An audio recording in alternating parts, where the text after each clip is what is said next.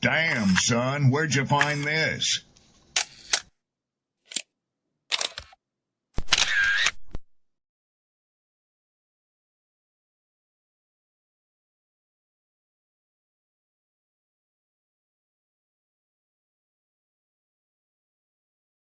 Who taught you to hate the texture of your hair?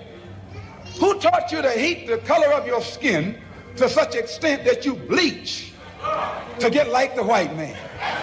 Who taught you to hate the shape of your nose and the shape of your lips? Who taught you to hate yourself from the top of your head to the soles of your feet? I love people as I meet them one by one. People are just wonderful as individuals. You see the whole... My great aspiration, my greatest ambition is to be so good. Now, in that way, I'm tiresome, as I suppose, to live with, because I want to be a fantastic human being. I am the greatest. We're not disputing that, Cassius, but how does Sonny Liston feel about it? He can't feel but one way, and let's take everything I say and like it. Because February the 25th, I'm going to take back my job. I'm the champ. He's no champ. He's a tramp. When you see men fall, don't laugh. Learn. Learn. Because you're on your way up. And the things that tempt people to fall, you and I are not free from that temptation.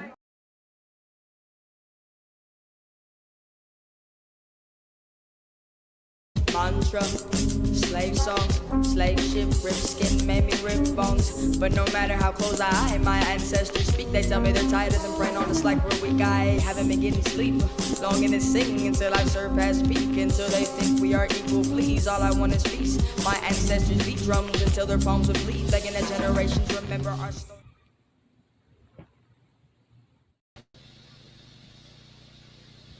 I keep forget to maximize that screen.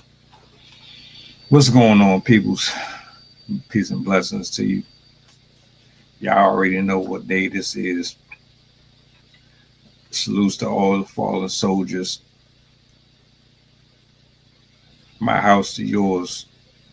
Thank you for your service. Thank you for laying down your life for us, for putting yourself on the line of fire when the world was going chaotic. You know what I'm saying? For me to you, that means a lot. I know a lot of people don't take this serious, but I really do. You know, I had family in the military, so I understand it a lot more than a lot of people would think. We got a lot to talk about here, a lot. And I'm gonna be honest with you. I didn't know it was this deep until I started doing my own digging. See, initially I just assumed, oh, we had 10 criminals out on the run. All of them did their own dirt. Lock them all away. Throw away the key. They shouldn't be out here. That's how I really felt. I still feel that way. But I didn't realize that within this story, that it would lead us down this conversation right here with Derrick Groves. Like, we all have our own individual history in this life, things that we've done to lead us to where we are right now. So that part I get,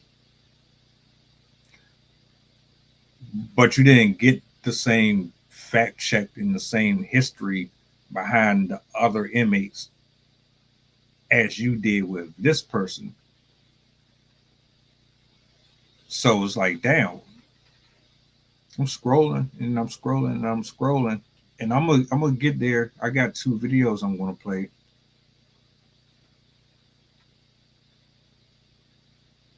The more updates I'm seeing on who got caught and who's still free, I'm looking at a combination of comments sharing their opinions. I'm seeing comments trolling. I'm seeing comments arguing with each other about what's happening. I'm seeing people doing their own rendition on the history behind each and every single one of them. Some people are turning the shit into, like, we we turn everything into a joke. The shit that shouldn't even be funny, we turn into a joke. I got a video that I'm uploading. I don't know. At some point today, it's going to be dropping. Do me a solid, like, repost, let the people know we on, because this is real. This is really important, and I don't know if this guy is even guilty or not. From what I'm watching and from all the videos and the clips and the testimonies and the conversations that people are having with family and having with friends from New Orleans that personally know Mr. Groves, I'm starting to believe that there's a lot of nefarious things going on here that they are not trying to unravel. Real shiesty, real shady shit. Like I said, I didn't know anything other than the fact that they were all just people who did crimes and they should be in jail. But Derrick Groves was in this prison awaiting a trial. He was supposed to be getting 2 life terms. Oh, he had a whole lot of shit going on. A lot. And here's the thing, when you see a post in a video that's already telling you, look, they were sentenced for this, they were sentenced for that, you kind of just go off what you see.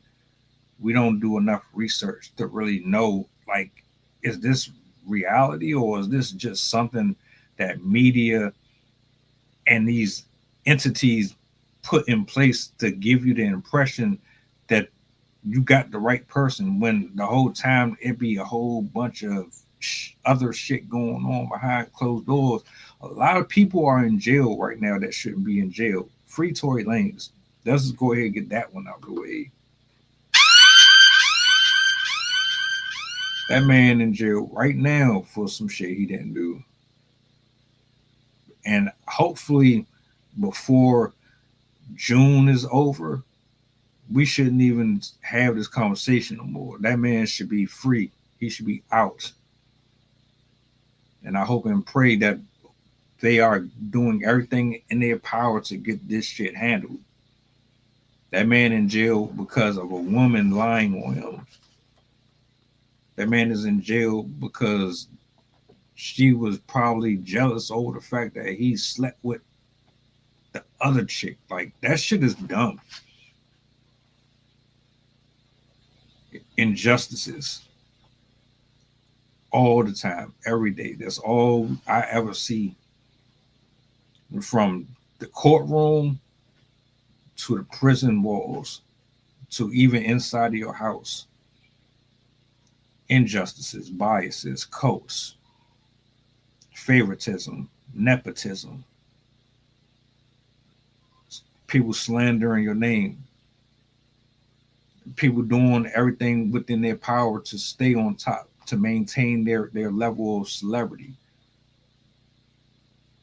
to remain the family favorite,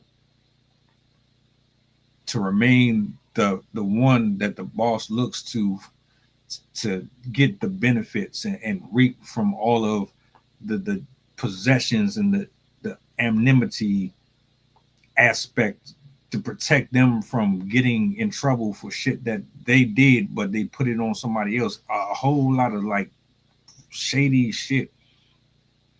Tory Lanez did 4 to 5 years in jail for nothing. And now I'm looking at another story with Derrick Groves. He got labeled a murderer. he got labeled some of the worst titles that you could ever put on a man. Like, understand, it's one thing to be guilty of some shit that you actually did. It's another thing to be labeled for some shit that you had nothing to do, and then the world hates you.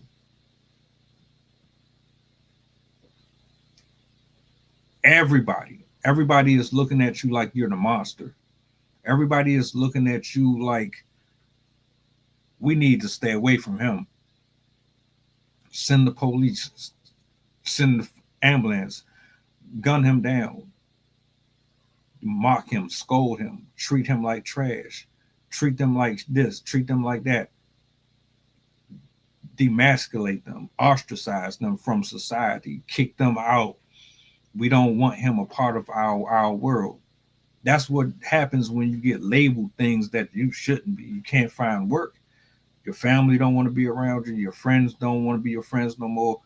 Everybody looks at you like you nasty, like you're a creature, like you're the monster under the bed, like you're the boogeyman.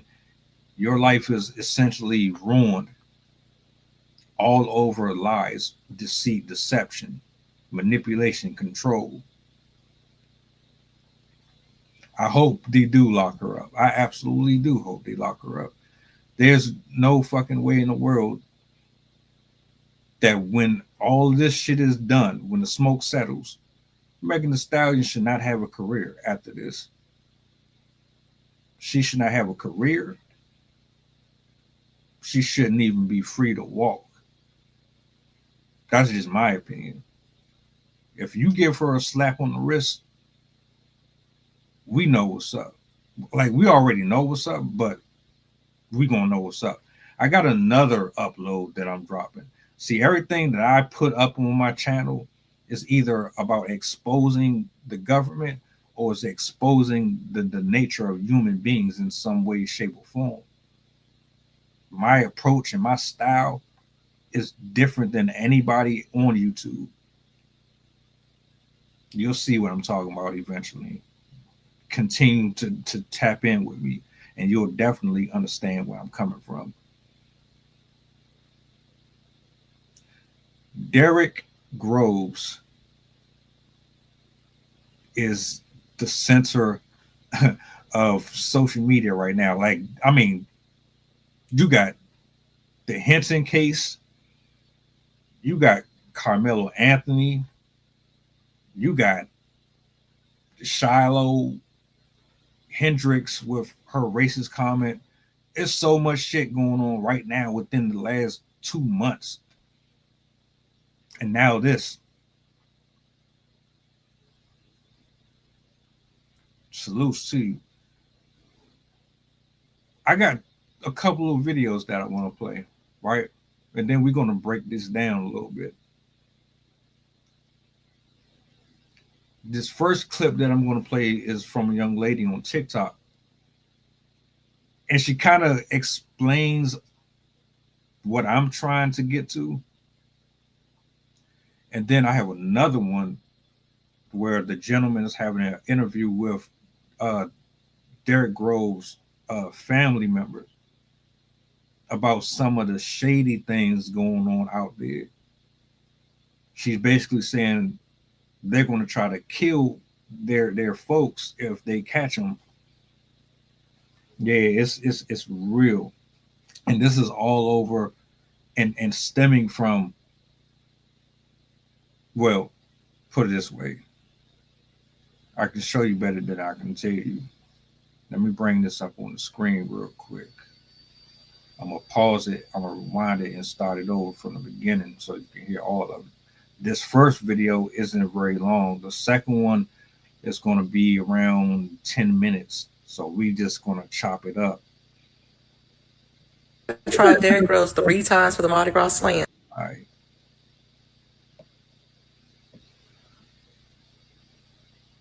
No, they had to try Derrick Groves 3 times for the Mardi Gras slams. And this won't be his first unalivened charge that he has had. So Derrick Groves' first trial for the Mardi Gras slayings, it was a 10-2 jury trial. And so that case actually went to the Supreme Court, where they decided that it was invalid. So he was found not guilty of that. But then they had another retrial of that case, and it was a mistrial. So on the third time, they just convicted him in October 2024 for the unalivings in the Mardi Gras case that he had. Now, his prior case in 2017, he was tried for the unaliving of his godfather, which again, he wasn't convicted in that case. So the reason Derrick was able to escape from the New Orleans jail is because he was there waiting sentencing in another case that they found out about in 2019 when he was fighting the Mardi Gras slayings for unaliving 2 more people. So now he has 4 bodies on him. And he's waiting for sentencing in this case. This is a manslaughter case, but he already has his 2 life sentencing and whatever the minimum probably is going to be for the manslaughter cases. So Derrick not trying to go back to jail. Plus his family has like a little history with the New Orleans Police Department. So Officer Davis had unalived Derrick Groves' grandmother before he was born. They just recently reached a settlement with the state or the city of New Orleans for $1.5 million in 2017 for the unaliving of Derrick Groves' grandmother, Kim Groves. I just don't think he's going back to jail. I don't see it happening. If they do, he's not going out without a fight. I know he could go out blasting because I don't think he want to go back to jail and be caught up in that. Let's break that one down real quick. I'm gonna get to the other portion of it. That other video is like I said, about 10 minutes. Kim Grove, she was assassinated. It wasn't street related.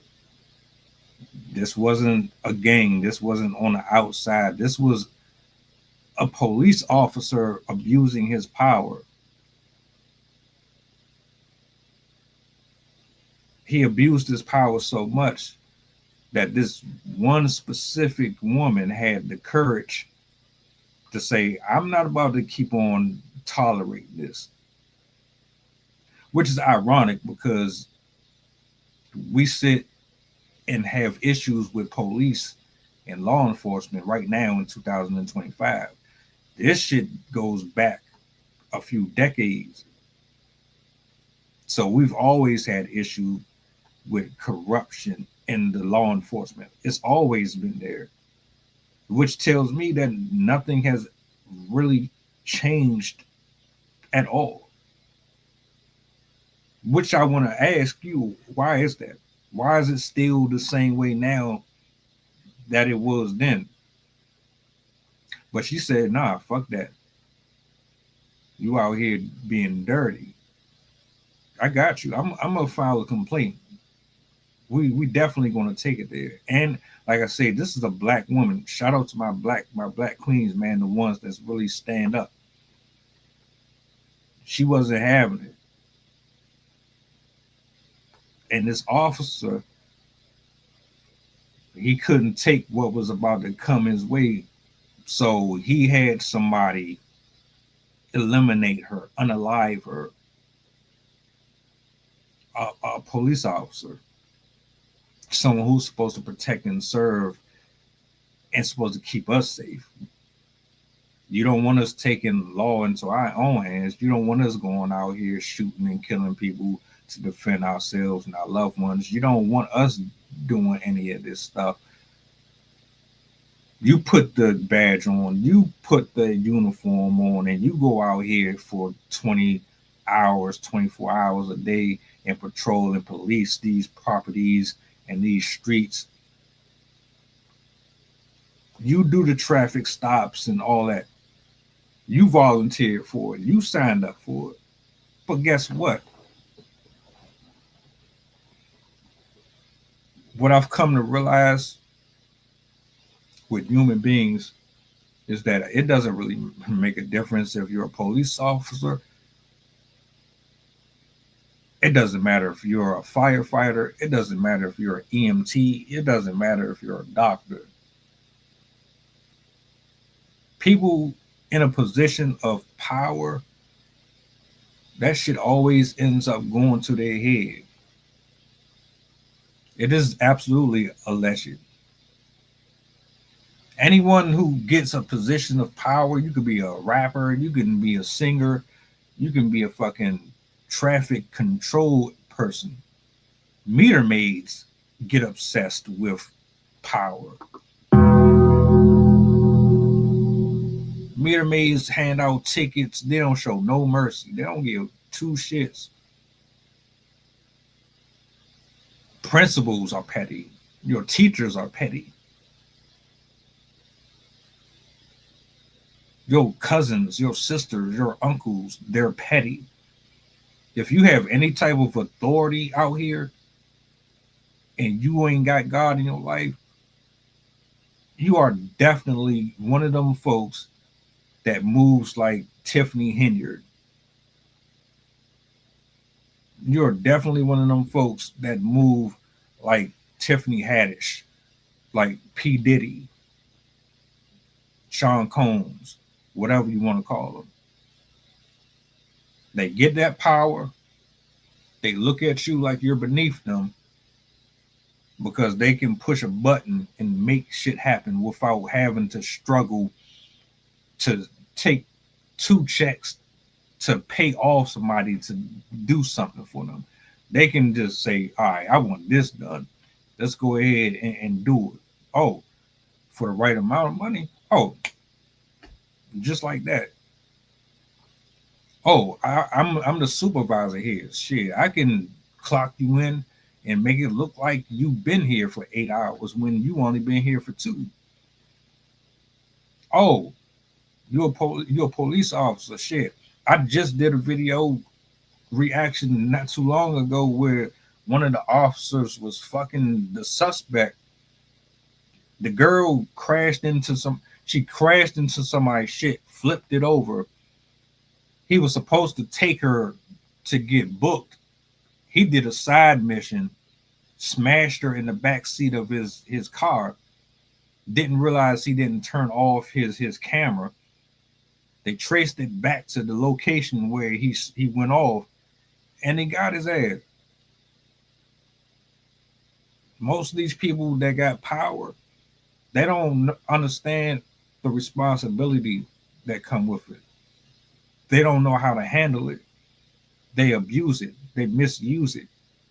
And then that shit rubs off on us and affects us in a way to where we hate you. We don't like you. We don't want nothing to do with you. I don't want no conversations with you. Don't talk to me about fairness. Don't talk to me about no justice. I'm not trying to hear none of that shit because I'm looking at y'all all day letting people get away with shit. And then you come back to me and want to penalize me for lesser charges or lesser accusations. I'm the one that's probably doing the bulk of the work here, but you got me under the most pressure while they get no. And it's shit like this right here. So this woman lost her life because she was trying to do the right thing. Make that make sense. Make it make sense. How is it that you can get punished and scrutinized and chastened by society for trying to hold people accountable for committing treason against your own community? You're the one who gets the backlash for it, but they get covered and protected. That's why I don't give a fuck about this black-white shit. The black fatigue shit. That's why I don't care about the opinions of people who try to stick up for folks that don't hold themselves accountable, because you're just like them. That's why you always want to step in and have everything to say for them when you know damn well you're probably just as guilty for doing the same shit or something similar. It is what it is. So this is what we're going to do. Let's be reasonable here.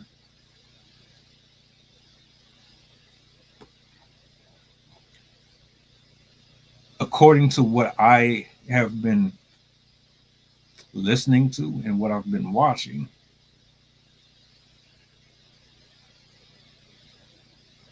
this man is technically not guilty of anything that they're accusing him of.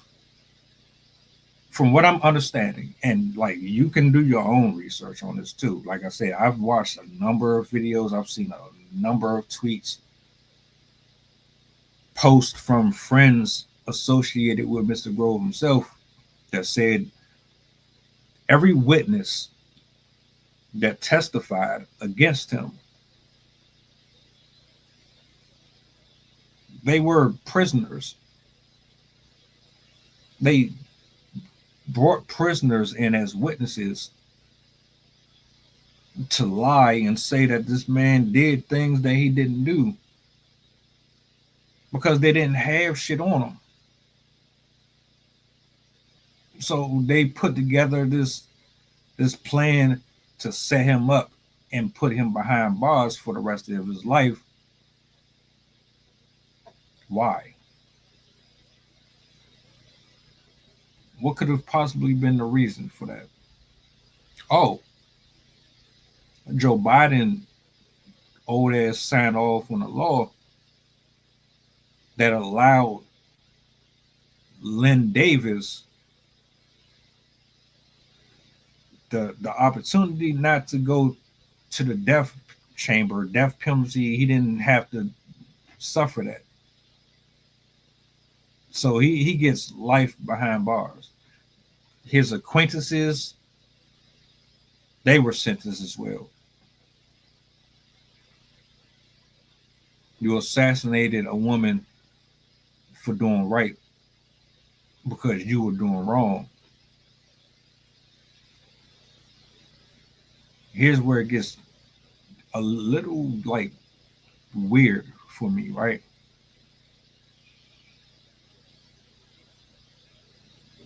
And then I'm gonna play this video. Because I want to be as honest as possible with this, and I don't want to be biased.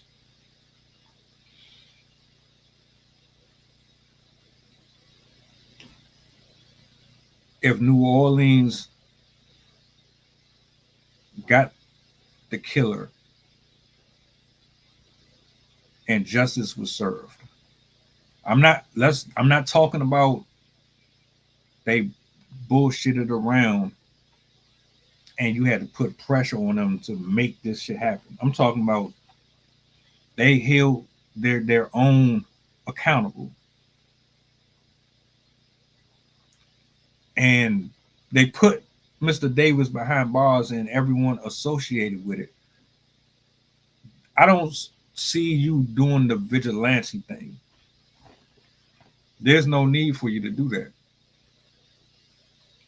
The whole purpose for the judicial system is designed and set up for them to establish justice, to uphold civility, so that shit doesn't break out and turn into this chaotic thing where everybody is out here doing their own servitude of payback for things that has happened to them or someone that they're attached to. That's the whole purpose of police, the judge, the lawyers, and all that. So there's balance. So if they got the person, I don't see the need for the family to take it any further. Now, some people will say an eye for an eye. I don't agree with that. The eye for eye thing does not serve anyone any good. It's just a revolving door of you did this to me, I'm going to do this to you. It won't stop until you're all eliminated. And then you don't have nothing to show for it. Now, if Mr. Groves was out here actually wilding on people and he's guilty of any of these charges, I don't give a fuck. Like, I know people are like rooting for him. I got two perspectives. If he's innocent, I hope they never find him. Straight up. Because if he's really innocent, he should have never been in jail in the first place. On top of that, everyone who is responsible for falsely accusing him and putting him in that hellhole, they should be held accountable. In my honest opinion, and this is just a theory, it reminds me of a scripture where Paul was falsely put in prison for something that he didn't do. And an angel came to him and showed him how to get out of the prison without even being noticed. It reminds me of that. I'm not saying this is that at all. But if dude is innocent, let it be known. Let all the evidence play out. Let every truth be revealed on that. Because that's foul as hell to put somebody behind bars that didn't deserve that shit. Now, if he's guilty, it has nothing to do with his folks, and he just decided to live a certain lifestyle that was outside of his family's belief system, that's something else. He should be in prison. I don't play sides. But this is what I'm going to do now. I'm going to play this next video, like I said, roughly 10 minutes. I may or may not stop here and there in between it, because I don't think everybody saw this particular clip, and we'll proceed further. My name is Jasmine Groves. I'm the daughter of... Hold on. Let's see. This one. All right. Let's try this again.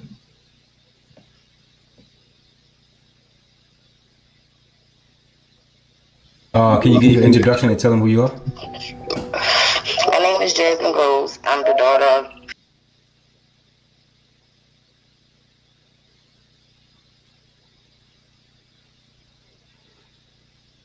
Hold on.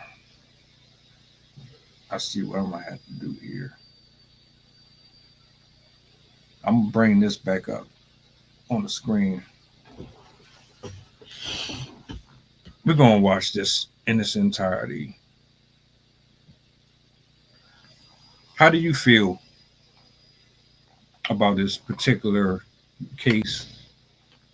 Do you think he's guilty? Do you think he's innocent? Do you believe they got the right person? Now, according to the news that I've seen, there are still approximately 5 gentlemen that are still roaming free. I believe 7 individuals were apprehended for helping keep them in evasion of the police.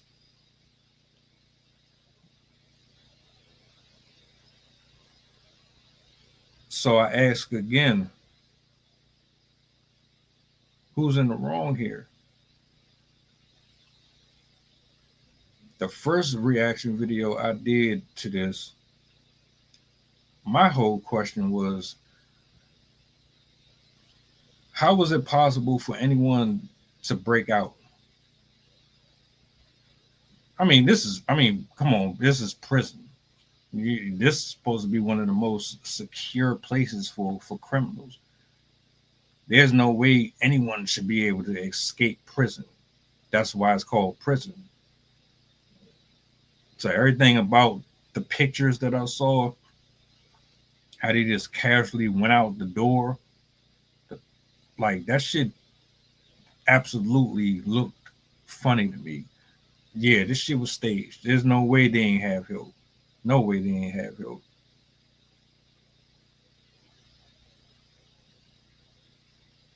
Mr. Groves seems like he's the main one that they're looking for. You get your introduction and tell them who you are. My name is Jasmine Groves. I'm the daughter of the late. Let me start this over. I'll play from the beginning. My apologies for the echo, if there is one as well. I don't know where the echo comes from. Can you get your introduction and tell them who you are? My name is Jasmine Groves. I'm the daughter of the late Kim Marie Groves, who was killed by the order of Officer Lynn Davis, assassinated by Paul Hardy. I'm also the aunt of Derrick Groves, who's one of the 10 escapees from New Orleans, Louisiana jail. First of all, I really appreciate you coming on and sharing your experience and everything. And I want the people to know what your family is going through right now. Yes. Because of the Thank situation. you for having me, Wayne. You know, I'm going to come where it's trustworthy, where I know my conversation is safe and where I know only facts are going to be put out. I appreciate that. 27-year-old Derrick Groves is one of the 5 escaped inmates, and he's still at large tonight. How did you get the news about the jailbreak? I saw it on social media, and most definitely, you know, people were calling and things like that, but they didn't even know until maybe 8 to 10 hours later. What was going through your mind when you got the news? They're going to try to kill him. They're going to try to kill him because of the simple fact y'all already wrongfully charged him of this Mardi Gras murder and all the other murders. We went through one trial, and he was found guilty. We got an appeal. He was granted an appeal because his appeal lawyer had 60 pages of loopholes. Once we got back in court, went through more trials. He had a 9 unanimous. He had 3 mistrials. How do you have all these mistrials and now he's guilty again? One of the 10 men who escaped from the Orleans Justice Center last Friday is Derrick Groves, a 27-year-old with a violent criminal history, including 2 counts of second-degree murder. Groves' face is linked to numerous violent cases. Derrick's supposed to be so notorious. Wayne, who you here killed? What car you here stole? Who's held hostage? Why the neighbors not scared to come outside? It's sad what they're putting our family through because, like I say, Wayne, okay, we know who y'all are. We know y'all law enforcement. Do your job. I'm not against that. But if you're doing it right, it's the only thing, okay? You know the situation we went through with my mom. It's been 30 years. 4 months ago, I had to relive this again with Biden and Trump. Finally got that settled. Now this happened, okay? Yes, my nephew is one of the escapees from New Orleans Parish Prison. I'm not against that. But the harassment and the things that are sending my family through, Wayne, I'm just oblivious right now. I am really, really upset, especially with the situation they put my sister and I through today. She said they knocked on her door. Well, you know, boom, boom, boom, boom. I have nothing to hide. My son is not here. Y'all already know this. I told y'all that. She said they didn't even have a search warrant. Okay?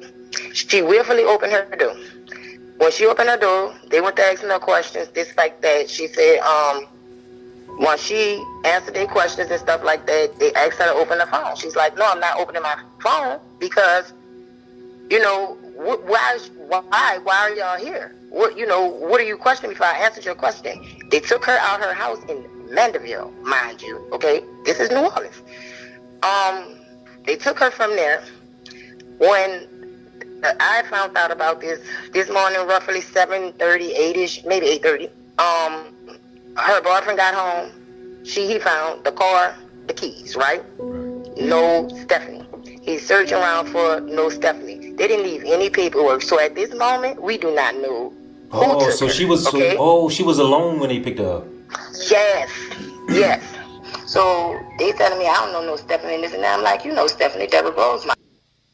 You know what? This shit reminds me of the airman that got shot not too long ago.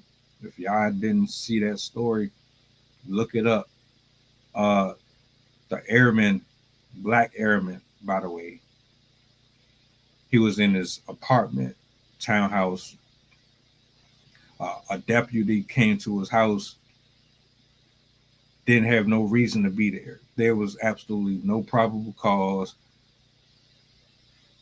The claim that somebody called and that somebody told him from the sheriff's office to go there, that was false. They lied about that. He went to this man's house, knocked on his door. The guy came to the door. He was on the phone, FaceTime with his girl. And as he opened the door, the deputy, he shifted from the left, moving towards the front of the entrance, told the gentleman to back up. And as he backed up, the officer released 6 shots into the man's torso, ultimately unaliving him. He's being charged now. And like that reminds me of this in a certain extent, because like a lot of these people, man, they feel like they can just do whatever the hell they want.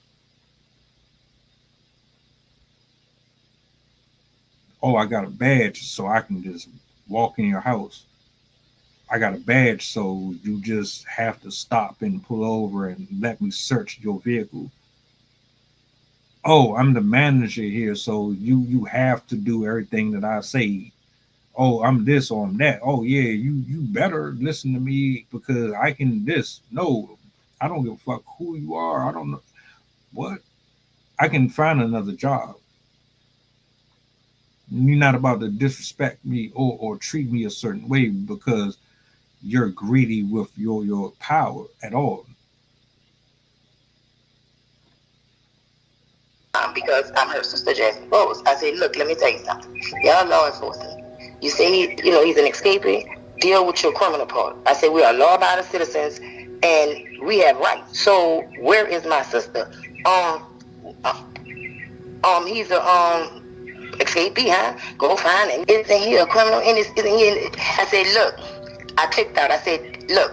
Now, if she have done something and y'all are retaining her, y'all have the right to tell me where is she located. Right. Abusing my family, holding my sister, not telling me where she at. I said, I'm telling you now, if I don't find my sister, it's gonna be bad. So her daughter called. She called. They told me. I called the state police. They told me go look on Facebook. She went look. She like my sister not, my mama not on there. He laughed at her and said, "Ha, yeah, I know.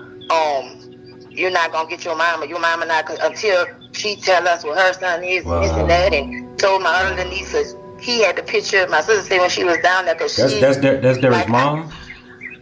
Yeah. Was she all right? They didn't do her anything, did they? No, my sister was. Okay. No, they didn't physically do anything. Right. But they held her there. She said they showed the pictures of him and said, if you don't tell us who your son is, we have the authority to shoot and kill. We're going to kill him. Like, you cannot do this at all. Your job is to go be searching for him. I said, but I told y'all from the beginning, they trying to find a reason just to fit. That's why you would have think, Wayne, that no more escapees is escaped but him. Still at large. So y'all, she with y'all right now, right? Y'all got her back. But she's back home now. Yeah, they put her out. My sister don't really do police. We hadn't dealt with him so much. Derrick, little brother got killed, and she is terrified of police. So I knew right now my sister is distraught. They must have never gave her another drink. Her mouth was all white. She said they kept telling her, open your phone. She's like, once they got her in the car, they ran her Miranda rights and was trying to make her open the phone. She's like, no, because I'm not hiding nothing from y'all. Y'all don't have him. He's not with me. I don't know. You know what I'm saying? I don't have to do that. So because she didn't want to tell him nothing, they kept her. I don't know how long they actually had her. But like I say, what made me really get into it with her when I told her, I said, then she was there by herself. Y'all didn't leave no type of paperwork. None. Right. So we really think she is missing. No record of anything. Nothing. We didn't know anything until I had to go live. Wayne, they had me all out of my character. I thought. Yo, like, aside, just this story aside, this shit happens way more than we think it does. And I'm pretty sure a lot of folks here have experienced this shit on different levels, not just with police, but in different fields of work. You really got to be on your P's and Q's and be wise and be using your discernment. And it's the crazy part is it's humans doing this shit to other humans. It's not like E.T. done landed here from fucking outer space and is doing this shit. It's us doing this to each other. You know what I'm saying? And it's all over what? You want to maintain a certain lifestyle. You want to maintain a certain level of prestige in the eyes of your peers. You want to continuously look good to your girlfriend or to your pals. You want to continue to maintain this level of importance. So you shit on people to make sure that you stay in the positions that you are, but you don't realize God don't like ugly.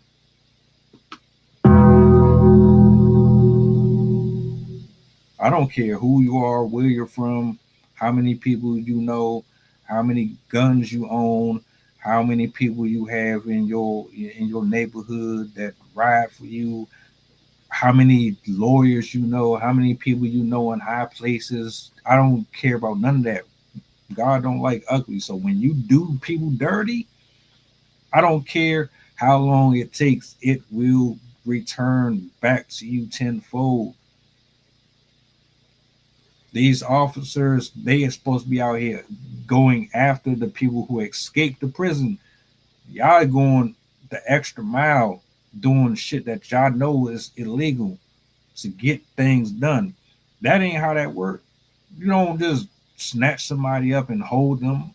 You don't know. There's protocols. There's things that you have to do before you can just up and no. We're not about to do that. Know your rights. Know your laws.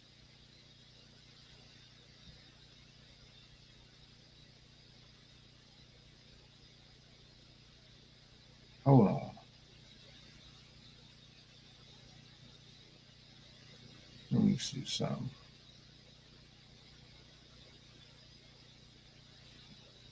The problem I have with this is I know people will they'll hide their loved ones. Like if they broke out and they came looking for you, you came looking for a haven, a place to stay, they're going to go to a friend or a family member, a girlfriend or something. I know that. A lot of us would harbor them. But like if you are a real one and you really honest with yourself, you're not going to move like that. Like for me personally, family, friend, whatever, if you did what you did, I'm not covering for you. I'm sorry. I'd be a hypocrite. How can I have this energy for this person that I don't know, but not have it for you? You did the same thing that they did. Why would I treat you any different?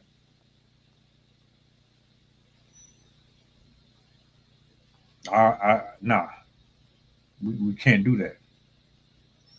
Let me see something. I'm gonna have to take this. What mark is this at? 7. I'm gonna bring it back up. Hold on. I'm gonna bring it back up and see if I can restart that. Let's try this again.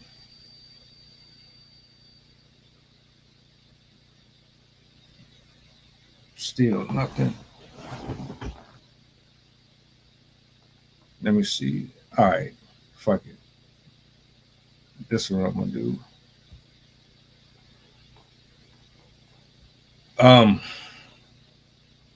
She's basically telling you they looking for her folks. They think that she's keeping them. We know she's not. And basically, they're telling her if they find him, they're going to eliminate him.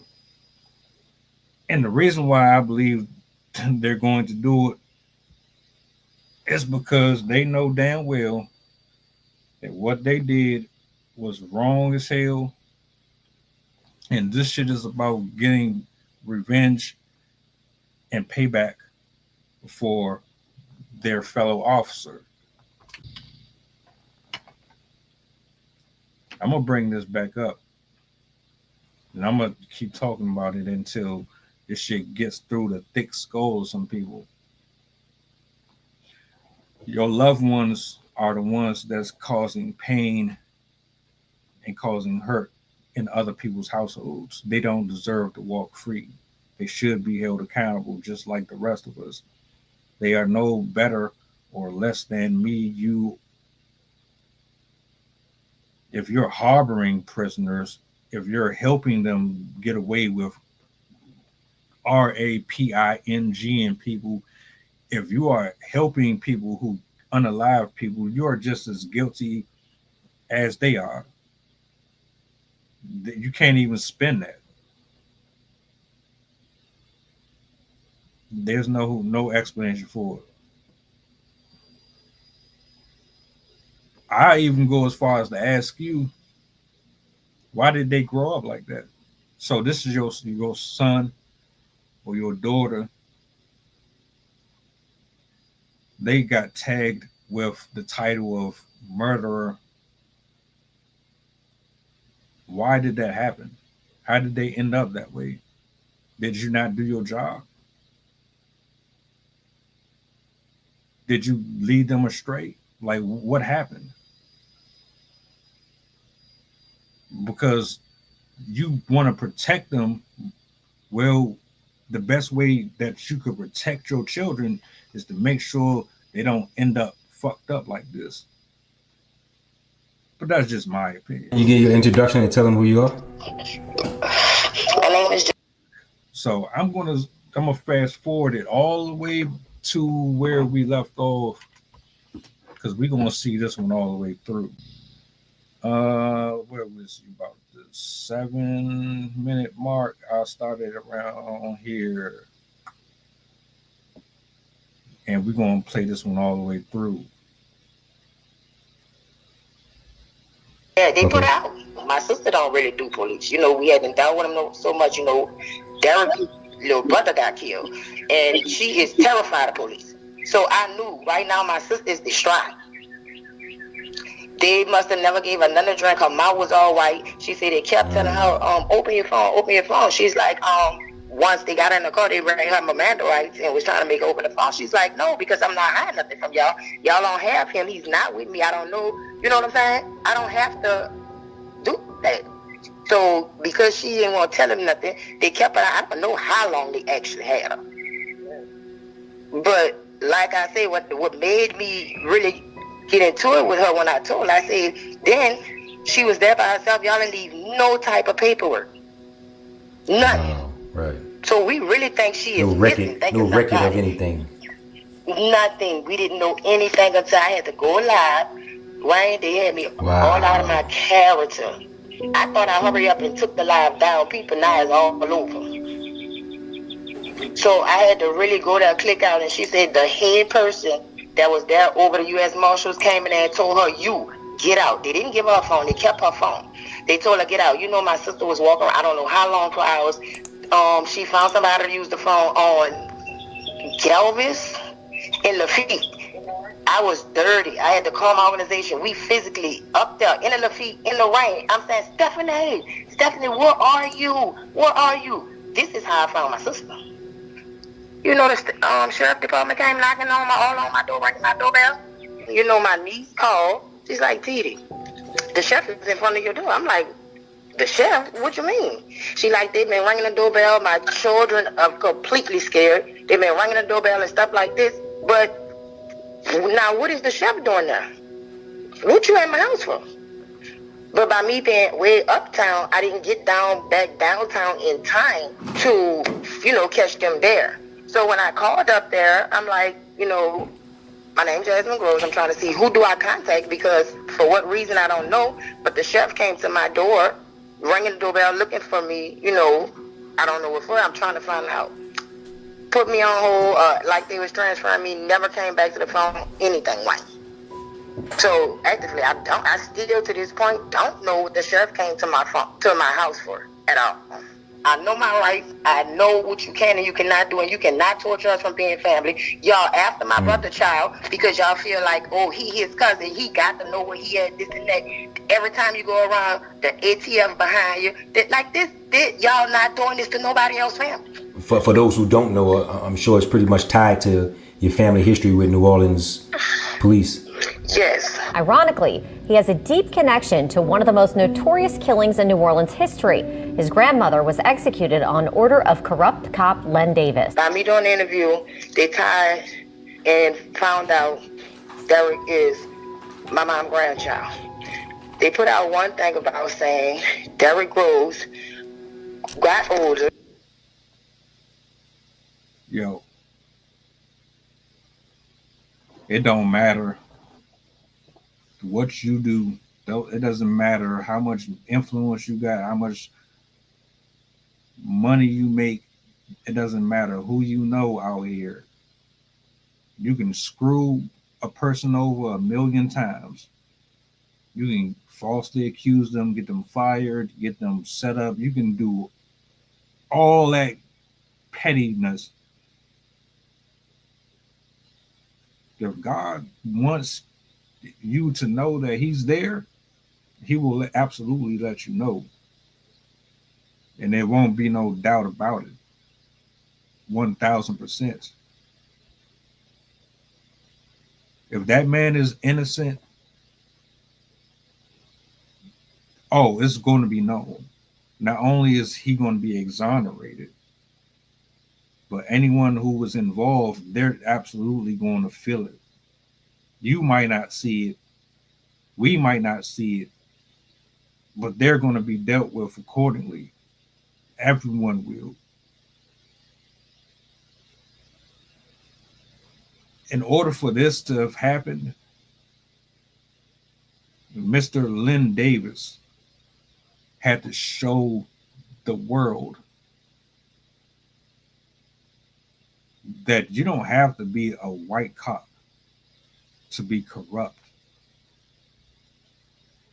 We make stuff about race so much. I hate that. Len Davis is black. Let that sink in your head. That man is black. He wore a badge. He knew he had some level of immunity out here. He's more than a pedestrian. He's a guy who has a gun. He has a force of men and women who have guns. They have prisons. They have courtrooms. They have judges. They have prosecutors. They have the power to use their pen to manipulate and control verdicts. They have the power to make you innocent or guilty, need be. They have the power to paint the narrative the way they want to through media. Why wouldn't you be abusive of that? Most people do not know how to handle power or responsibility. There's people right now that should not be supervisors. They should be employees.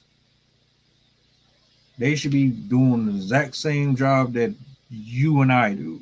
They should not be overseeing the stability of the workplace. They don't know how to talk to you. They don't know how to balance out the workload between everybody. They don't know how to handle conflict within the infrastructure of that facility specifically. People with power, they're often the shittiest people, depending on who you are, what sector of work you're in. Lynn Davis further showed and convinced me that I don't need to be looking at a specific color.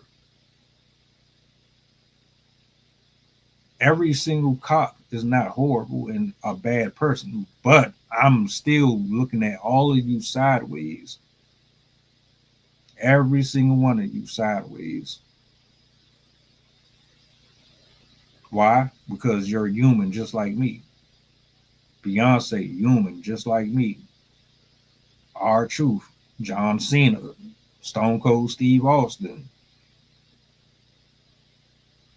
Floyd Mayweather, 50 Cent, Sean Combs. All these people they're no different than you and me. They're human.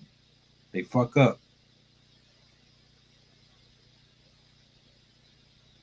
But we pick and choose who we want to hold to a certain standard. Now I'm gonna say this again, for record. If that man is guilty of doing any or committing any type of crime, then he should be in jail. If he's innocent, no, I'm all for him being free by any means necessary, as far as I'm concerned. Because the way I'm looking at it is, the justice system is constantly slapping us in the face and saying, "Man, look, we gonna do what the fuck we want to do anyway." I got another video that I'm uploading on YouTube. I don't know, I can't remember what day. The fucking judge tried to help a illegal immigrant escape. Literally, it's on camera.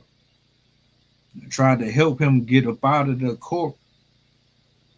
The FBI ended up catching him. He tried to run off. They got him. The judge got him out of the court unnoticed, but because there were a few agents that were still like there, they ended up catching them. But like, even the judges be on this shit. How can you, as the president or any government official, get on the camera and tell us that we supposed to have faith in you and trust in you and believe that you're going to do right by us, when I keep seeing shit like this? It's just a constant reminder not to trust none of you. In fact, not only not trust you, but to take it a step further and go above and beyond to ensure that I'm covered and anyone else associated with me is covered. You're not looking out for my best interest. You're not looking out for Mr. Groves' best interest. Because if what I heard was true and y'all took prisoners and gave them a deal that would allow you to wrongfully sentence someone, that says way more about your character and who you are than it does anybody else that you're pointing the finger at with your high and mighty bullshit.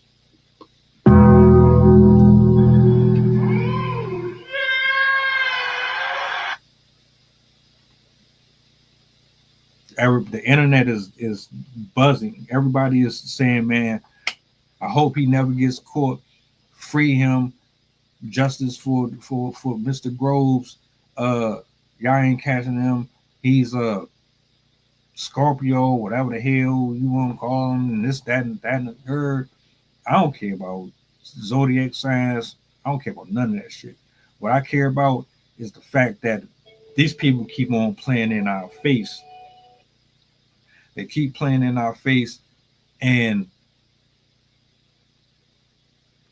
eventually something's going to get done about it. You know what I'm saying? So I don't know what to tell you. The honest truth is, innocent or guilty,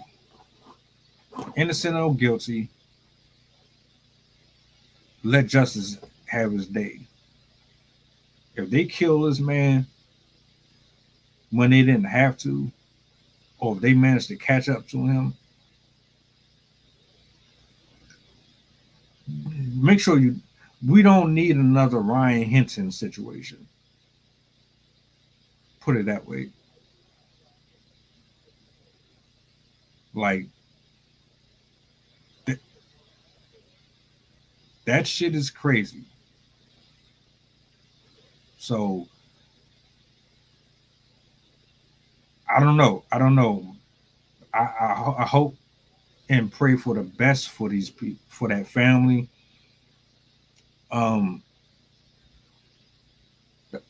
don't know.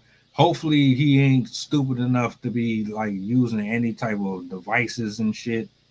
He's smart enough not to be on camera and text messaging and all that. Like, it's weird. It's strange. Like, cause the logical side of me wants to say, if he's innocent, then the justice system is going to do his job. All you gotta do is turn himself in. But we already know that's bullshit. Given the circumstances that he's under, they not gonna do right by him. They gonna shit on him. I'm still trying to figure out what they about to do with the Tory Lanez thing. So, like, I don't know, man. I have no idea what's going to happen with that. We're going to see. We're going to see. Hold up, man. I'm about to send you an email. I'm about to send you a link. If you want to talk that bad, join the stream. Otherwise, I got somebody. Nah.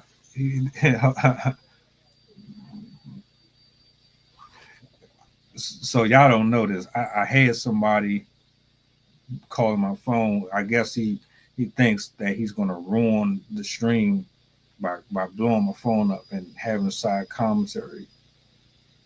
We're not doing that. My brother, if you want to join the conversation, all you got to do is pull up to the live stream. We can talk about this right here, right now. We don't need the side stuff. All right. Wherever you are, if you want on, you're more than welcome to join, sir.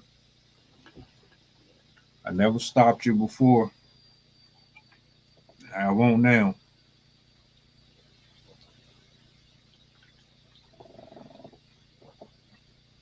I want to say thank you first and foremost to everybody that's watching. Thank you for joining the stream.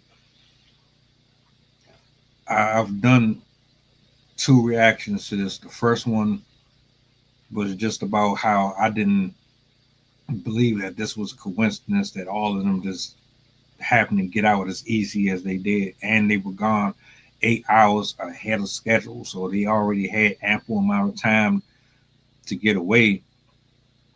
But then the other one is slightly different.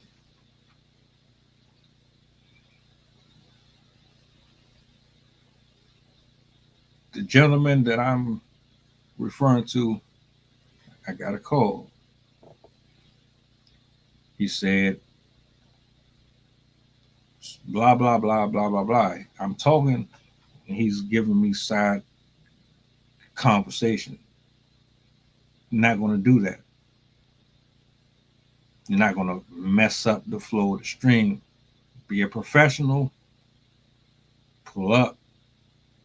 We can talk. If you're not going to do that, leave it alone. Back to what I was saying. It's unavoidable. We're never going to escape crooked people using their positions. The best thing we can do is ensure that they get held to a certain standard based on the job that they got. Got to take matters into our own hands, start writing and going over their heads, start talking to people that's going to make them do what they're supposed to be doing the right way. Otherwise, they're just going to continue to do what they're doing.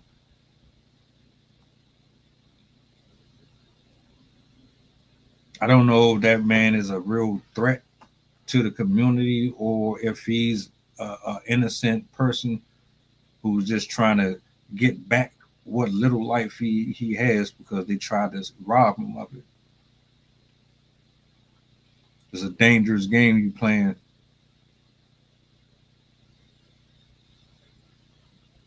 Very dangerous game you're playing.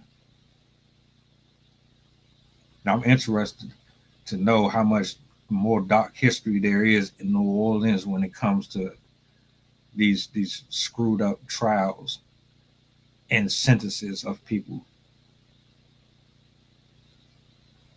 Because I know it's everywhere. It's not just there. Everybody has some story that they can tell about situations like this where a person got screwed over by the system because of their skin tone or because when a person is rich, famous, or has anything of importance that they don't want to lose, they absolutely will go out of their way to make sure that they don't get stripped of that. And like Robert Brown said, there is a good chance that Diddy might get off. I don't think he's going to get away with every single thing he's done. I don't. At most, you're not going to be able to. I'm not seeing any evidence that suggests trafficking, because that's what they're trying to get him on. But all I'm hearing is a bunch of stories about willing participants or alleged willing participants being a part of the little freaky stuff that he was entertaining. Show me proof that these people were transferred and taken away without consent.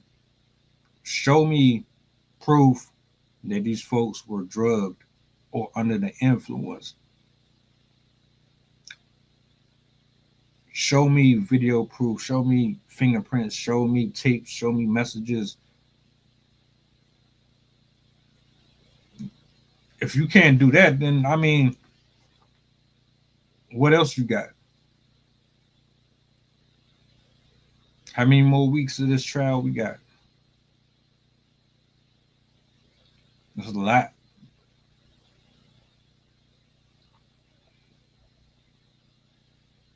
If this man, Derrick Groves, was guilty, show me evidence.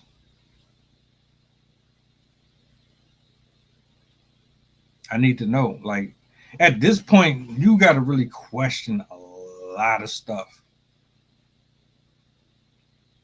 You got to really examine these cases.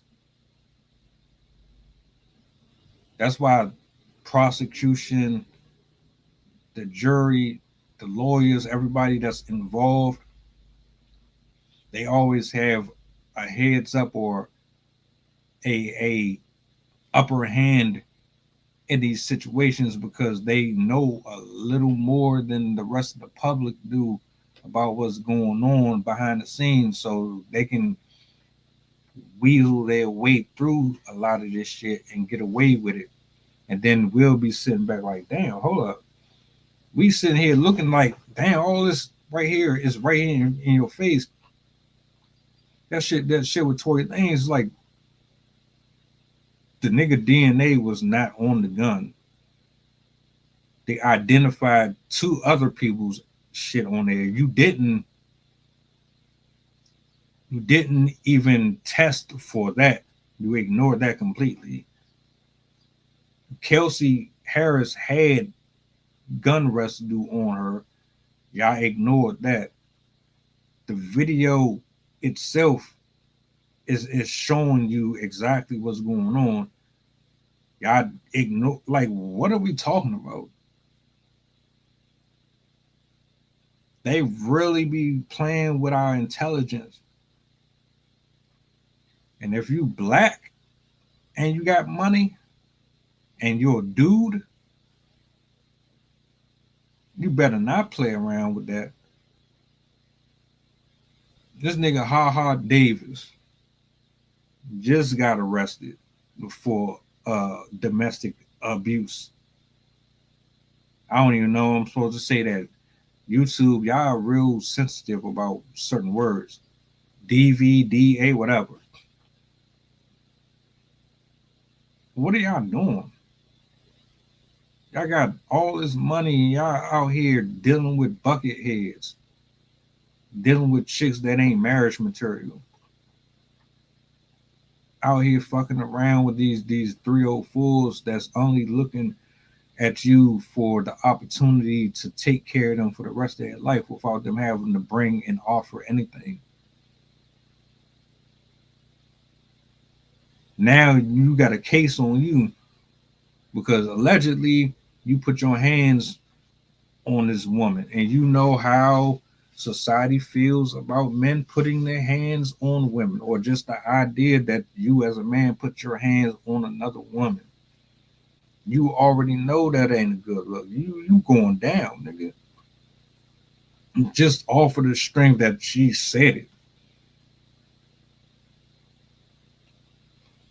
I can go further with this shit. The 70-year-old man who was in the it was like a Walmart or some shit. I just did one on him. The woman lied on him and said he tried to snatch her son up. My man is what? He was like 70 years old. You telling me this old ass man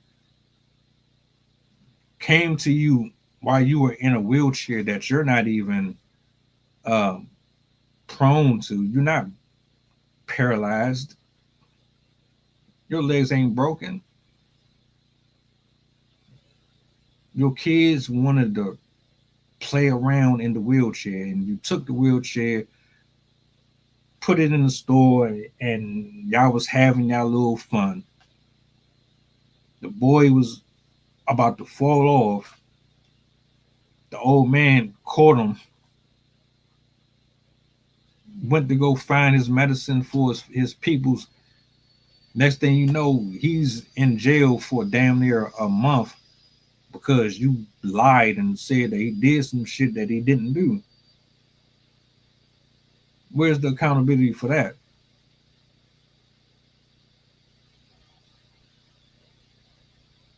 It be this shit is fucked up. All of this is just to say the government is foul, but it's not surprising. Nothing is surprising when you're dealing with human beings. Whether you're dealing with them on social media or you're dealing with them face to face, most of them are the same. Whatever's going to happen with this particular situation with these inmates, one,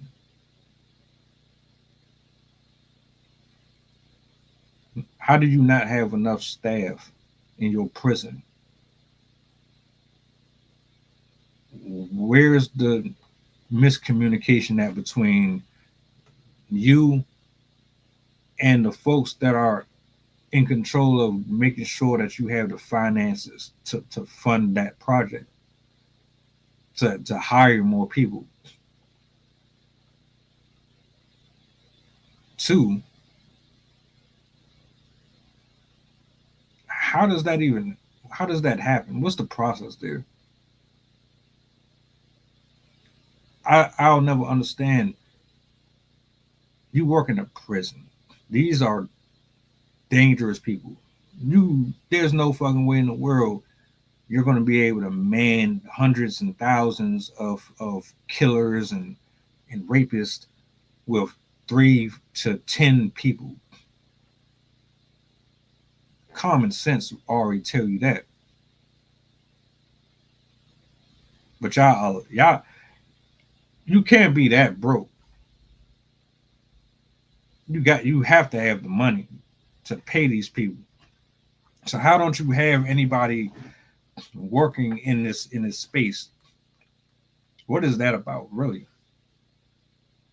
Really make sense to me. Y'all don't have enough eyes on these inmates. So they got people in there helping them escape. The infrastructure, from what I looked at, was poor. If they could do what they did to that prison cell, or wherever that was, where they exited from, if they can do that shit to that, I know there's other spots in there that they can do that shit.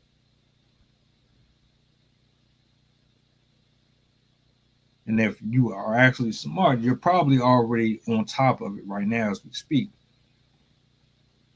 If I'm you, after I saw that, I'm definitely going to have to check every cell, every little place that's in there. I need to know where everything is. I need to know where all the weak spots are. That shit is crazy to me. 10 people got out like it was a movie. That shit was literally like a movie. Never seen no shit like that before. Maybe 1 or 2, not 10. Which tells me someone's not doing their job. Yeah. Bang, bang, bang. Someone is absolutely dropping the ball out there.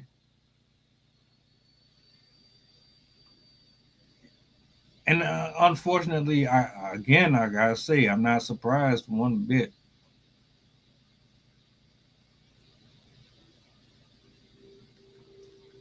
I would love to have conversation with some of these people. I have a lot of questions. A lot of them. Shit is wild to me. I digress, though. Put everybody in jail that should be in jail. Hold on. Derrick Groves. You need the whole story, bro, to make it complete, truthful analysis. That's the problem. That's the problem. I don't know. That's here's the thing, right?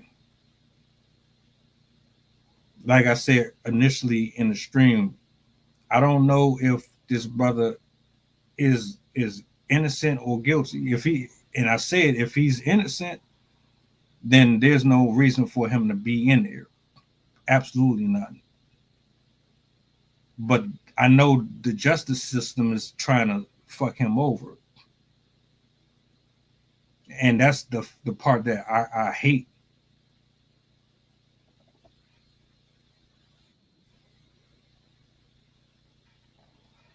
If this is the actual person, like if this is the actual person, I would definitely have that conversation. It don't even have to be on no shit like this, because quite frankly, I can't stand when innocent people get taken advantage of. I don't care who you are, man or woman. That shit is dirty to me. The real criminals are the ones who are overlooking the people, putting us in uncomfortable spaces, making us look like something that we're not. That shit is crazy to me. And my condolences to y'all family. My condolences to everybody who is suffering from this. Nobody deserves to be treated this way. In a perfect world, a lot of these people that are overseeing the country would not be in the space that they are if I had it my way. For real, for real. At some point, we got to get to a space where we say enough is enough. Our voice matters. And we start putting people in positions who are capable of carrying the burdens and the loads of the people without distorting the truth and corrupting it and altering it to benefit them. We need to start putting people in those spaces to be presidents, to be officers, to be doctors, and to be lawyers. Everybody that I've ever come across that had any type of power has abused it in some way, form, or fashion. That's why people don't like police. That's why people don't trust them. We don't trust them. We don't fuck with them, but we still are responsible for funding their lifestyle. We pay for their graduation parties for their kids. We pay for their cars. We pay for their houses. We pay for their vacations, their uniforms, their laundry, their dinner dates. And this is how they treat us. You got an issue with us because of what? Shit is backwards. It's absolutely backwards. I hope and pray, like real talk. I don't know if this is the real Derrick Groves or not. If you are, what I need, bro, I don't want you caught up in no shit. Especially if you're innocent. I see my partner just pulled up. I'm gonna bring him up here. Because clearly you had something to say since you were giving me side commentary as I was talking. So what's up? What's going on, good brother? Yeah, man. This overtime for me, so you got to bring me up to speed. It's a holiday. Well, basically the bottom line is you had 10 inmates who escaped. They caught most of them. There's allegedly 5 that's remaining. One in particular. What about the grandmother? I seen something about a grandmother helping the inmate escape too. They caught her. What's up with that? I don't really know too much about that one. I know they did arrest about 7 people who were involved in aiding and abetting other inmates.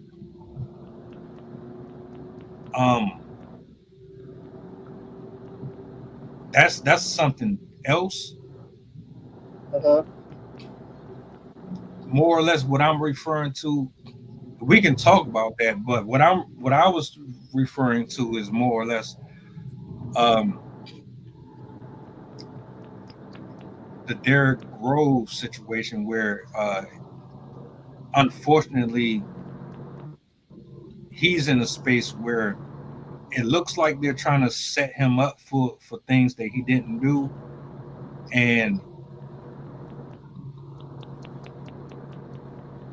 they're looking for him specifically. They're still looking for the other guys, but it's like I don't know how I really feel about this shit. Like it's just all over the place. Lynn Davis killed his grandmother. He got life. He was supposed to get the death penalty. Joe Biden overturned that, so he's only getting. It's a lot. It's a lot. So he killed. You said so. He killed his grandmother, and he's serving a life sentence for that. Right. And he's the one he's one of the ones that escaped out of the 10, right? No. So Lynn Davis is a former cop from New Orleans. This is like 30 years plus ago. He was a dirty cop, and right. he was doing foul shit. The grandmother wasn't having it, so she basically was like, "I'm gonna go ahead and I'm gonna speak up and say something about this shit, because you're not about to keep on doing what you're doing." It must have been all some that's not how I raised you to be type stuff. No, the grandmother is saying she's going to say something about what the cop is doing. I know that. I'm saying the grandmother's got had instilled in him lessons so he won't be that way. So I said it's not like how she raised him, and he's acting like, you know what I'm saying, out of character. You know what I'm saying? So that's why she's speaking up.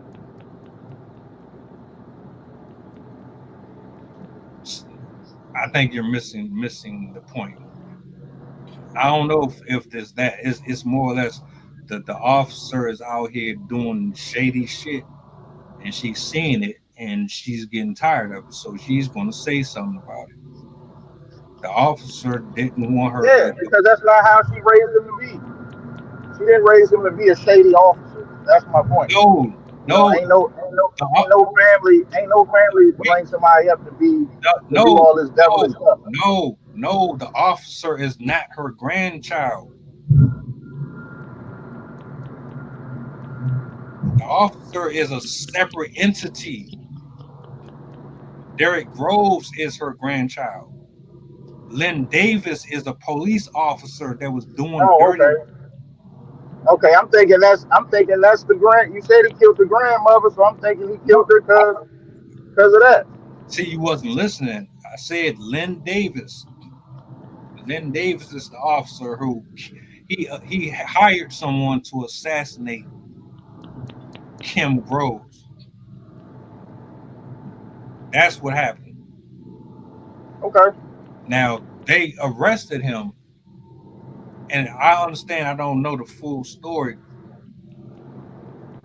Based on the dozens of videos that's being up, that's why I hate about social media. Like, you only get portions of different things. You don't never get the entire, situation. That's the thing. You gotta do your own investigation with these stories, man, because they only gonna give you bits and pieces of information. So you gotta wait till everything surfaces and then put it together. Exactly. I had 2 videos I played.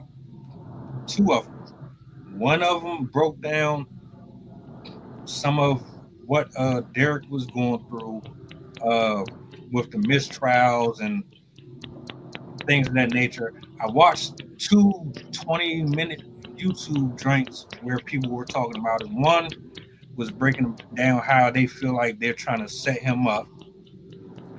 One of the friends of him was basically saying, "Look, man, they didn't even have no real witnesses to pin him to any of these murders in New Orleans.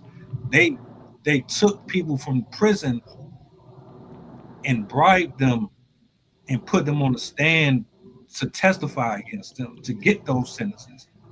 So it's like they basically fucked them over, and most of and all of the shit is over the fact that the officer who killed his grandmother is in prison now. Like my man had said, there's way more to this. I'm only giving my thoughts and my opinion on it, seeing as how everybody has so much to say.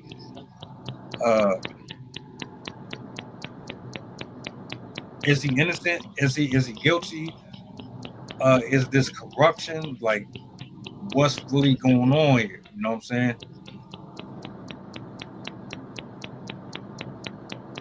Well, do you know that they, like you said, they got bribed? Some, you know what I'm saying, some off the wall people got bribed to testify and all that, to say that he committed this crime. So they bribed. You saying they bribed him? Do you got proof that they bribed him, or what?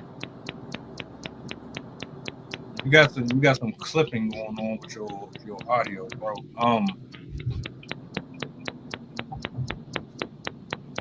I'll put it this way. I personally don't have no visual evidence to suggest it. Because I'm saying if we don't get all the information and bring it to the table, you can't point out and say what's real justice in that. You see what I'm saying? You don't know how to do the justice part if you can't put it all together. You gotta get all of it. Because I mean, if they did that, then yeah, that mean they lied on under oath. And if he did do that, then yeah, he need to. I would say yeah, he do need to serve the penalty for that. So that's the whole thing. If it came out proof, if they proved that he did it, but I'm not on board for giving a man life sentence to an innocent person either. So I'm not on board with that. So they lied on the oath, man. Everybody that testified or said that about that situation should be the one serving that time, not him. That's a crime right there. If you ain't tell the truth, then you going to jail. That's all this is about. This is all this is about. Just for the people that are watching. I, in no shape, form, or fashion, said that I had all the answers. I'm not the Messiah. You know what I'm saying? I see a lot of people talking about it. I didn't even know it was this serious until I started to see he was set up. He's innocent. He's this. He's that. That's when the alarm went off in my head. And I'm like, let me go check out some of this stuff. Let me really go and watch and visit some of these different channels so I can hear and try to understand the perspectives of these people. I agree. And I've said it a million times since I started the stream. I am definitely unbiased in this. If you're guilty, you're guilty. If you're innocent, you're innocent. That's all I care about.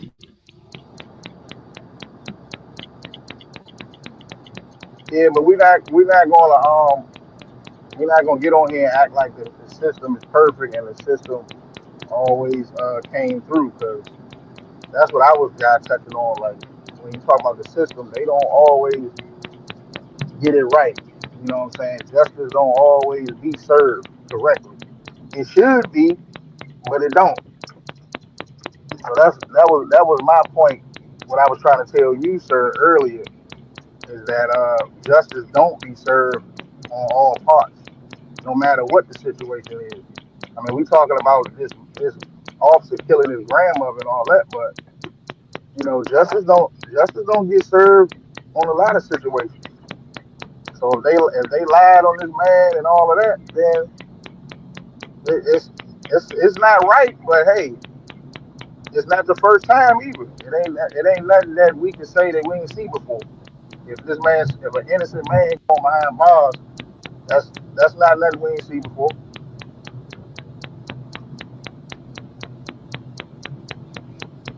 I'm gonna have to mute you, bro, because you got that chipping going on. Just unmute yourself when you're ready. But I said this earlier too. It's not just in the court system; it's everywhere. It's in every field of work. It's on social media. It's in the corner store. It's at school. Anyone who has any type of position of power, if they've never mastered being humble, if they don't walk with uprightness and righteousness, and they don't follow a specific set of spiritual guidelines, they are absolutely going to abuse the power. They're not going to know how to process it. It's like, damn, I'm responsible for 20 employees. I make this amount of money. I got the power to do this and do that whenever I want. People are drunk and consumed with the idea that they can kind of do whatever they want, and they take advantage of that shit. That was my whole point, and it doesn't even just stem from being in the police force either. You know what I'm saying?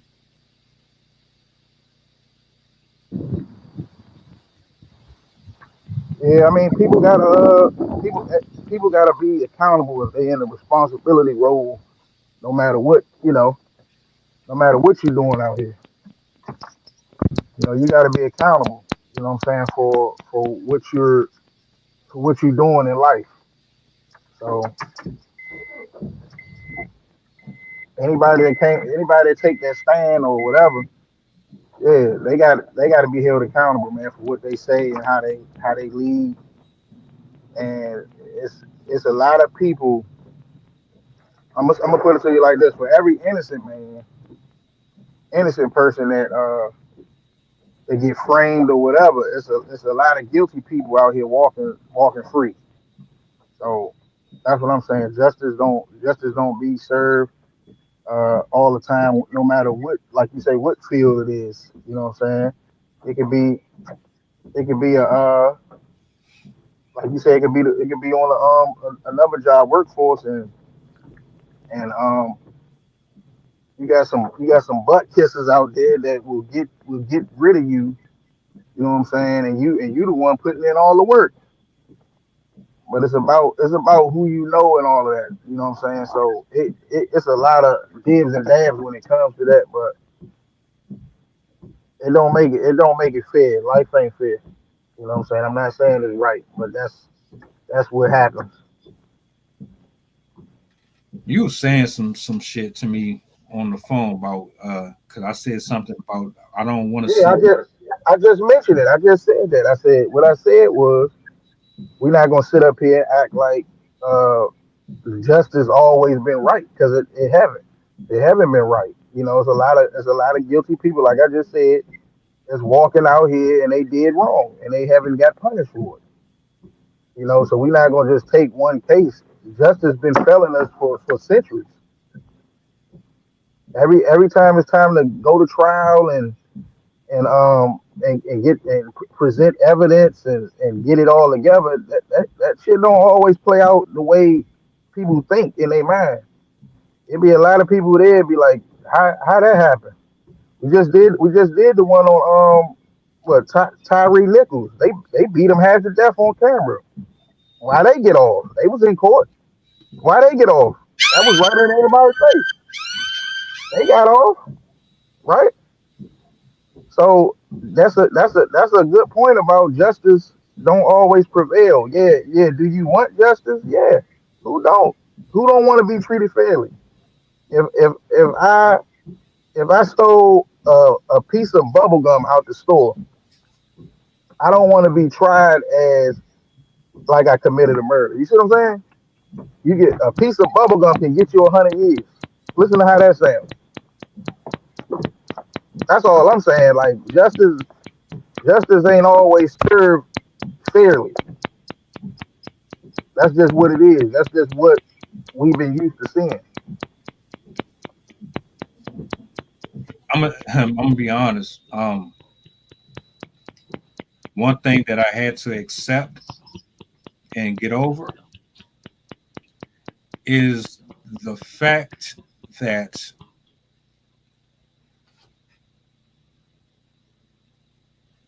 real justice is not going to come until after you leave this earth. When God judges you, that's the only fair assessment that's ever going to be 1000% clear, no confusion. When he's the one who puts that sentence down. While you're alive, just get used to the fact that everything is not going to go the way you want it to. You're not going to get vindication for everything when you think you're supposed to get it. You might not see it at all while you're alive. It might not come until after you leave. It might come within a week. It might come within 20 years. It might come in 60 years. You're just going to have to accept that. Because it's not our place to determine and decide it. On top of that, you got to understand too, we are fecal creatures. A subset of men and women can be unbiased, no matter who it is. The rest of the world will always have an issue with doing the right thing. They will only do it when it's convenient to them. Those variables, if you take that in consideration, you're never going to always get things when you want them to be there. It's impossible.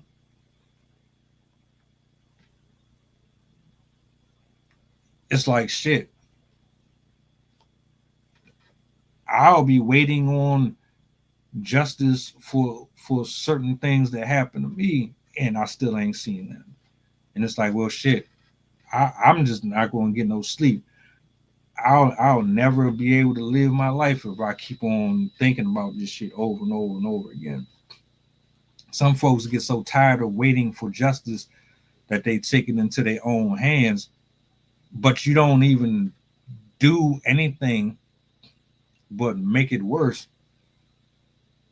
The only person that can really give real justice at the end of the day is God himself.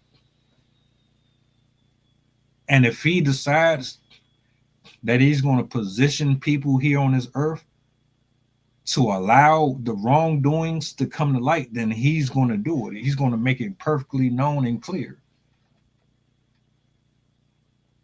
So I don't even stress over it no more. It's fucked up though, especially with that Tyre Nichols situation. Like, that was foul as shit. I ain't gonna hold you.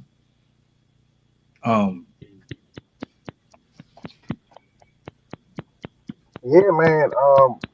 That Tyre Nichols, that's an example of why people like Rodney Hampton did what he did. You know what I'm saying? You gotta understand, people not gonna sit and wait on that justice piece all the time, man. You know, they looking at before somebody take. I'm gonna say this before somebody take justice in their own hands, right? Because you just spoke on that. He took it in his own hands. He got his get back the way he felt like he needed to do it. And before all of that happens, I think people do a lot of comparisons on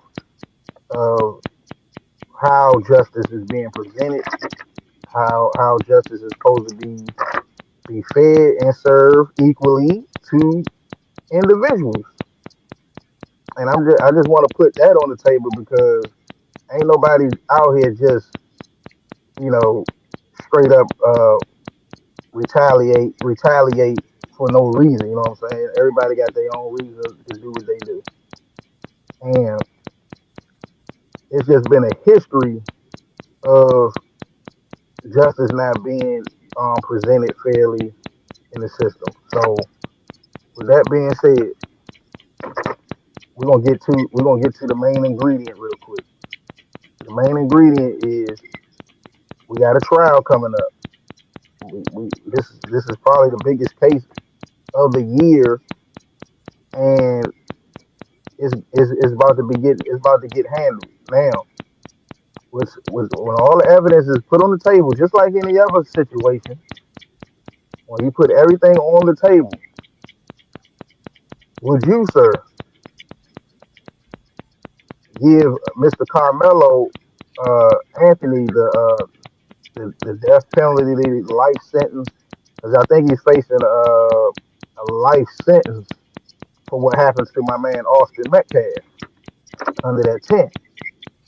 So, how would you present that? What would you handle? What would be your outcome, sir? You got the floor. I knew you was gonna try to bait me into that one. It's not even a hard decision to make. I'm not gonna give him life. He's doing more than 10, 15 years though. That's for damn sure. This ain't no fucking toy. He ain't take a cigarette out of my pack. He ain't break my TV. He took a life. There is no warranty on that. There is no refunds, receipts. You're gone. Nigga, 10 years? No. 15 years? Fuck no. I don't give a fuck how you feel or anyone feel about that shit. I don't think life is necessary here. But you gonna sit for some time though. Some substantial amount of time. The hell with that. What's a good number for you? You say not 10, you say not 15. 30. What's a good number? 30. So pretty much life then. And 30, you still got a chance to live. How old would that make that kid? How old is he now? 40. He'll be about 48. He'll be coming out close to 50. Okay. But the issue is when you present a number like that, when you say 30, 40, something like that, that's a lot of time to miss. You know, he stand a chance of possibly not having his parents when he come out. They might be gone. You know what I'm saying? Or maybe one of them. That's a lot of time. But we're gonna wait and see what they decide. But I'm gonna put it on the table like this because we just talked about the justice system, how it failed one side of the spectrum for years. We're not gonna sugarcoat that on here. We got failed a lot of times. So what I'm saying is, being as though as it may, and the evidence, if the evidence is presented correctly, because that's going to be an indicator. If the evidence is presented correctly, that's going to be my main concern. We hear a lot of stories, but I'm gonna say this: if Mr. Metcalf, because I still believe, to me, I still believe that twin brother is the X factor out of all this. He gonna be the one that determines this outcome a little bit because he was involved, and depending on what he say out his mouth, come that trial, is gonna determine how this thing gonna go. Now, if they try to force him or put their hands on him and stuff and try to push him out that tent, if that's presented, if all of that's presented correctly, and Mr. Carmelo warned them not to touch him, if that come out the way that come out, he don't do 30 years. At the most he'll do. At the most he might do either 15 or 20. You can't put your hands on somebody and expect nothing to happen. I'm sorry. I'm just saying if it comes out that way, because we don't really know the whole story. We heard bits and parts. We heard the story go this way, that way. But the reason why I say he do serve time is because Austin Metcalf lost his life. If Austin Metcalf didn't lose his life, it's a possibility that he wouldn't serve no time for what happened. Self-defense is real in the world, man. You can't put your hands on somebody and then don't expect nothing back. I'm just putting that on the table. That's how people was presented. Hell, that's how people grew up. People grew up that way. They grew up to protect themselves. And with that being said, going back to this topic that we're talking about with that officer killing his grandmother and all that, you can't want justice to be served one way and not all the way. So I'm just saying, let's spread justice a little even when it comes to dealing with Mr. Mello. That's all. That's my point.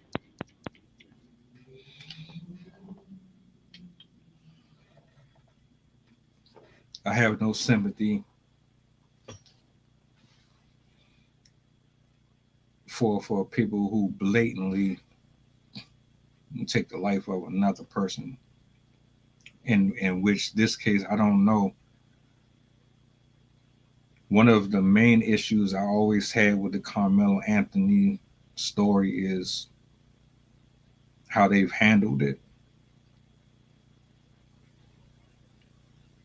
And someone had pointed out this, and I thought about it, and it made sense to me. The Anthony family didn't show no type of sympathy or remorse for the Metcalfs at all. There was no my condolences, I'm sorry for your loss. There was no hugs, no embraces. There was nothing. You didn't even show any type of compassion. Let me know that you're a human, that you actually gave a shit. You know what I'm saying? And the way that they orchestrated this whole thing is like,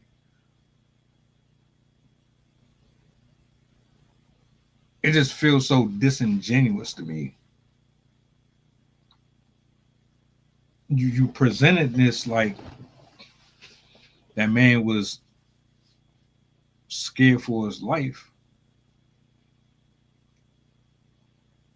trying to turn this into a race war. And I believe Charleston White said it too. These were just teenagers. These were just kids doing teenager shit. And what should have been a fight turned into something else. Carmelo Anthony violated and broke school policies. He brought a weapon onto the school grounds. That's a violation. Why did you bring a knife? You're not. You know that you're not supposed to. Shit. Even if I didn't know the policy, I know you're not supposed to bring a weapon on school grounds. Teachers can't do it. Principals can't do it. That shit goes for everyone. So he was already in the wrong. But that's neither here nor there. Only God knows if this was intentional or not intentional. You want to talk about him missing or possibly missing seeing his family when he gets out? Nigga, my man ain't going to ever see his family again. His family ain't going to ever see him again.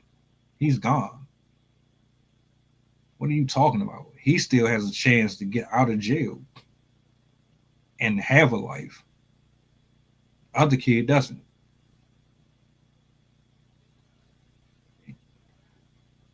Carmelo could have got into a fight with him, win, lose, or draw, and still walked away.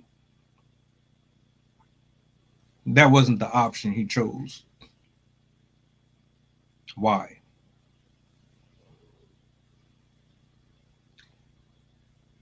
He opted to go the other route. Now you got to deal with that. It's plain and simple. Don't try to rationalize this shit. You can't rationalize it with me. You can do it with them, not me. Even whether or not he knows how to fight or don't know how to fight. You only have one or two options. Well, you have three.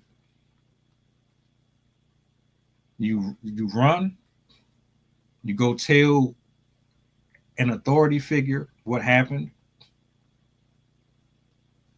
Two, you can fight and let fate decide whether or not your hands were better than his.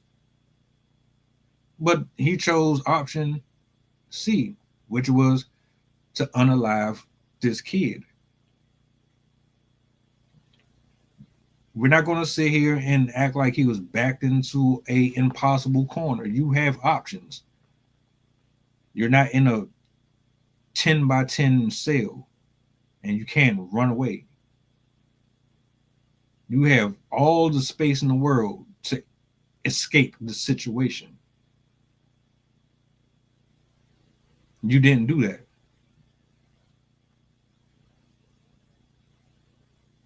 So I yield the mic. All right. Going back to that situation that you said is his options, and you said let's make it a little.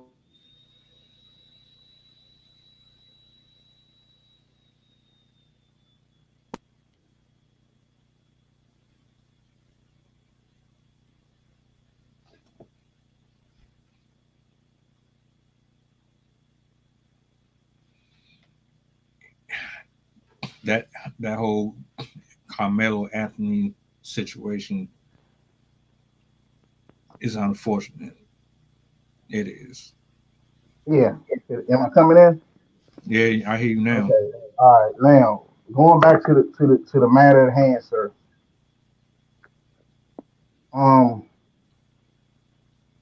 What I was trying to present to you is you talking about fairness and everything like that.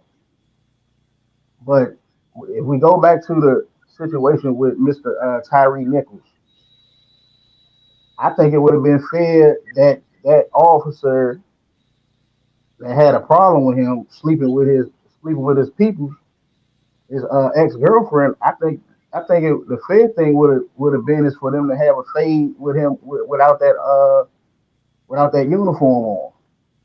That would have been fair. And see if he all of that in a bag of chips without the help of them officers. But it didn't play out like that, did it? He had to go get four other officers and follow him and track him down and jump him and beat him like that. So to make it not a fair fight, where it was your problem, it was your situation, and you chose that route and got off and got the police off after you did that, after you unalived Tyree Nichols.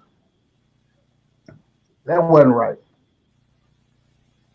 So we can go and say the options that Carmelo had, but if you go to that situation with him, Tyree, and many other situations, I'm just using that in particular. That man was way older than Carmelo Anthony.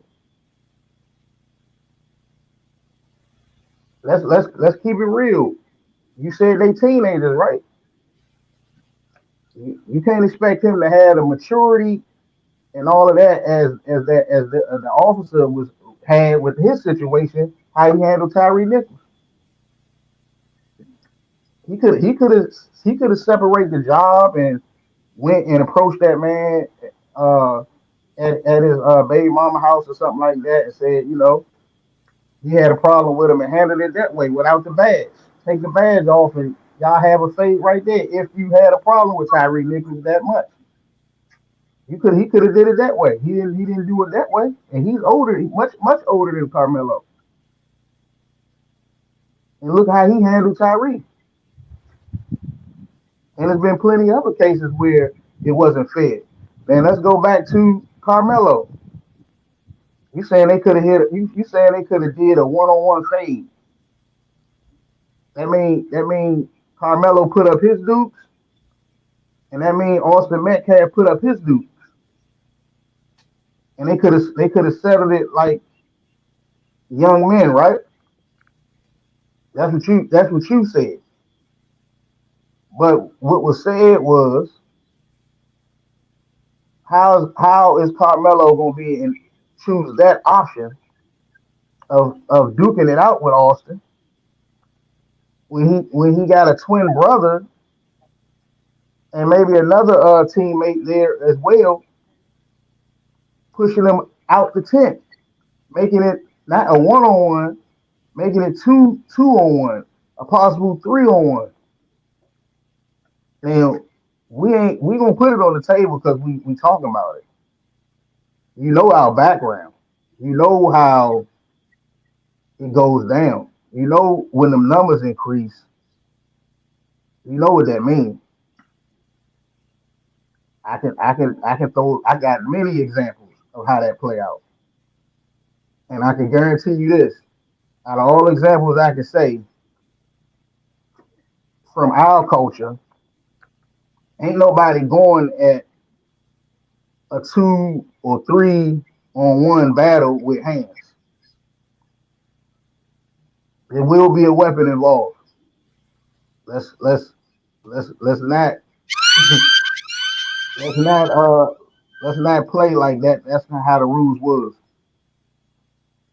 If I'm at a disadvantage, I want to have some advantage. That's all. Everybody, and when it comes to these rules, the one-on-one thing, that's so played out. That's so super played out. It's been played out probably while we was in school, or before we was in school. People have been getting jumped for generations. Now he could have chose an option like, oh man, y'all ganging up on me. Let me run away, or you can get, you know what I'm saying, take your chances. But either way, numbers is strength in numbers, bro. You know that it's strength in numbers. Your chances of walking out there possibly alive is it's a risk. If you go, like you say, you're gonna shoot that fade, yeah, it's a risk. That's all I'm gonna say. It's a risk if you gonna make it. You see what happened to Tyree Nichols? It wasn't one on one. I'm gonna put that out there. That didn't end one on one. It could have, but it didn't. So what I'm saying to you, sir, is that there's been a lot of situations outside of Nichols and Austin Metcalf situation under that tent that was unfair and unjust. And we're not gonna just magnify one situation over the other. We're not gonna do that. Because I feel like all of them should be treated fairly, not just one.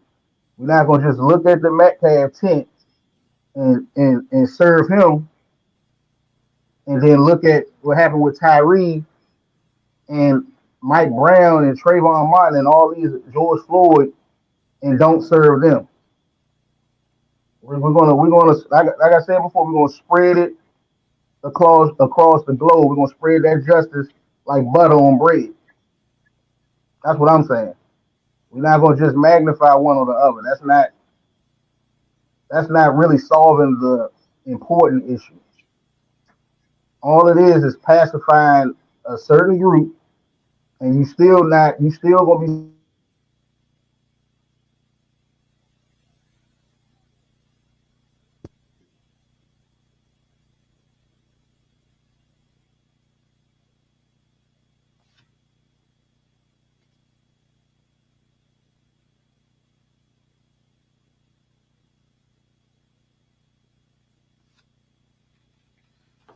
So I ain't catch that last part he said. There's a couple things that I want to address that he brought up. The first thing I want to address is the part where he said a part of our culture.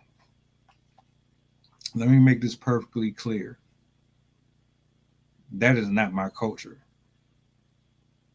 I don't subscribe to jumping people.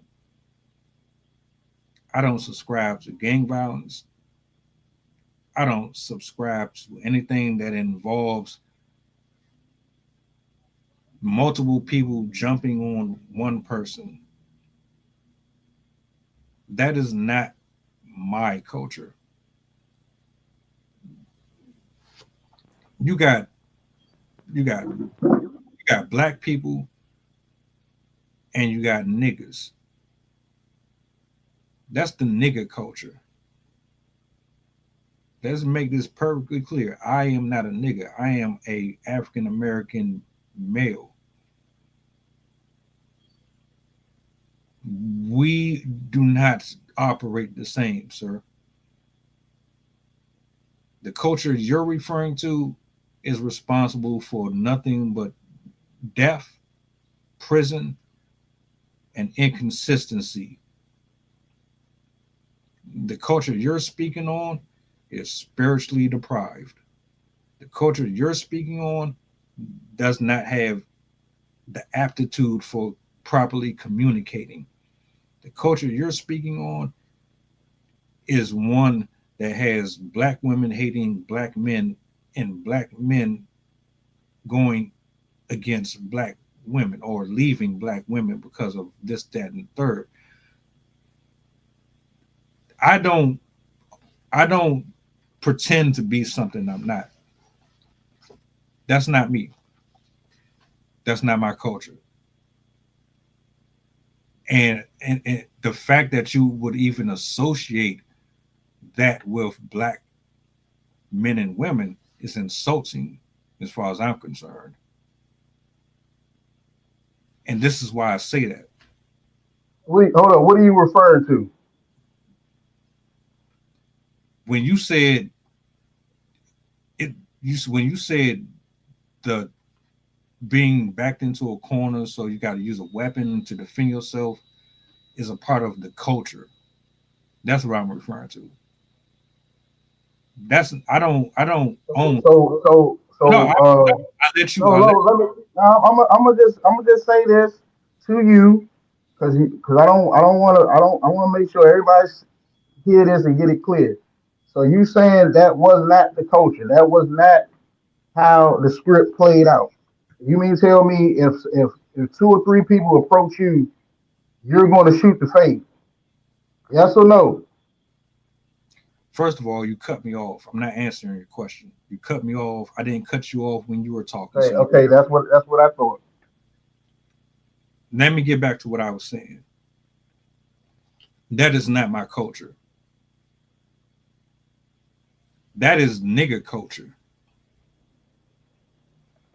Because there's always other options. You can run. You can absolutely run. But you know why you're not going to run? Because social media is going to call you soft. They're going to call you a bitch. They're going to treat you differently because you decided that it would be too cowardly to avoid altercations than to stand there and respond ignorantly to the threat. That's why you wouldn't run. You would rather kill somebody than to look bad in front of your peers. That's not the culture I support. That's why I say, no, I'm not a part of that. No, I don't believe in that. Turn the other cheek, walk away. Why are you fighting someone you don't have issues with? Why are you getting into shit with people that you don't have issues with? Unless you're absolutely in a position where you have to defend yourself, that's something else. What you're referring to, Give me an example of that being in the corner where you got to defend yourself. if someone is bullying you or some shit, like they want to take your lunch money or they're trying to extort you on a job or blackmail you or some shit like that. Standing up, So you don't supposed to run. You don't supposed to run in those cases. you run if it's a situation where violence can potentially occur and you want to minimize damage as much as possible. If you're in a space where you're forced to fight your way out, then you defend yourself. If you have the option to avoid that and you have the space to get out of that, then by all means mitigate any possible damages possible. So what you saying, sir, is that Carmelo should have ran instead of protecting himself and defending himself. When he didn't walk up to Austin and them, they walked up to him. You saying he should have just tucked his tail and ran, Yep. you know, and ran away. So Yep. let me tell you something about running away. Because I think the first one we did on this, I was talking about jail, going back to jail, and you're not gonna be able to run away in there. It's gonna be more situations like what you said, the second example about getting extorted and people taking your food off your tray in your face. You know what I'm saying? Probably insulting you in your face, giving you all that disrespect. Yeah, it's like that. And you can try to ignore it and all of that, like you keep calling everything ignorant this, ignorant that. But at some point you gonna have to you ain't gonna be able to run forever. So all that running is not gonna make it stop. Yeah, it's a option you could have took. It's an option. Like man, I'm just gonna run. The bullies is after me again. The big bad the big bad ghost is after me. I'm running. I'm gonna run and hide. That shit is so fairy tale. And when it comes down to defending yourself as a man, because mind you, he 18 now. They was 17 going on 18. When it comes down to defending yourself as a man, you as a man supposed to protect your surroundings, like everything that goes on in your personal space. That's why we saw a lot of fights happen because somebody might have invaded their personal space. We can have a conversation to diffuse uh, a confrontation that we have, and we can diffuse a problem by just having words. It don't always have to result in violence, but that don't mean you don't supposed to be on go either. As a man, you got to protect your personal space. As a man, you got to protect your family, all of that. One of the things as a man you have to be able to protect. You can't protect nobody if you ain't protecting yourself. So what I'm saying is, it's a different case if Carmelo was the aggressor and he went to Austin and said, "Man, I'm gonna just do it like this and do you here." It's different if he did that. But if somebody's coming towards you, running is not gonna always solve the issue. It's not, because if you're gonna run and run and run, and then you're gonna run yourself into a corner. Then what? Then all running is to me is delaying the inevitable anyway. You just delaying it. You making it go a little longer. It's not gonna say, okay, well I dodged that one. Nah, they gonna come and get your ass again. You gonna get jumped. You might as well just got jumped and just took the beat down. Growing up, when people fought, they fought over football games, basketball games, whatever, neighborhood. You know how it is. At the end of the day, it's a lesson. It's a lesson in that. And yeah, nobody had to get killed. Let me put that on the table, because we are talking about somebody losing their life. Nobody has to get killed all the time, bro. You know what I'm saying? That's what we don't want to happen. But that don't mean just because nobody got killed. That don't mean as a man that Carmelo's not entitled to defend himself if somebody approaches him the wrong way with disrespect. You got a right to do that. That's your personal space. You a human being, a grown man. It could be anybody. Kids do that. Like certain kids, like, yeah, you're not gonna extort me, take my favorite toy and all of that. It's not going down. I'm gonna have something to say about it, at least. That's all I'm saying. Standing up for yourself, bro, is not always violence. It's not always I'm gonna get this gun and I'm gonna blow his head off, and then that's my me standing up. That's not what standing up is. Standing up is letting the opposition know that you serious about your respect. We can talk it out, whatever, but you're not gonna violate me, and I'm not gonna say nothing back. You know what I'm saying? It's not happening. That's all. Take that shit somewhere else.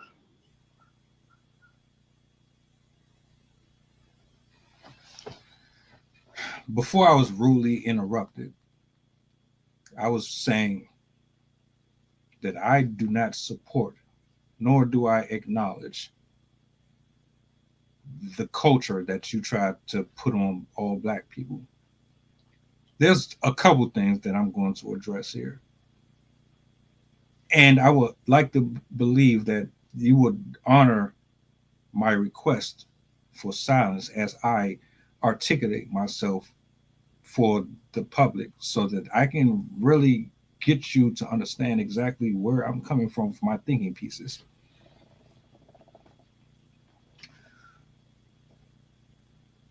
To respond to what I was referring to with running away, I will give you my take, and I will also give you an example as to the alternatives to handling situations that could save not only your life, but the other person's life. Therefore, one person can walk away and the other person can walk away.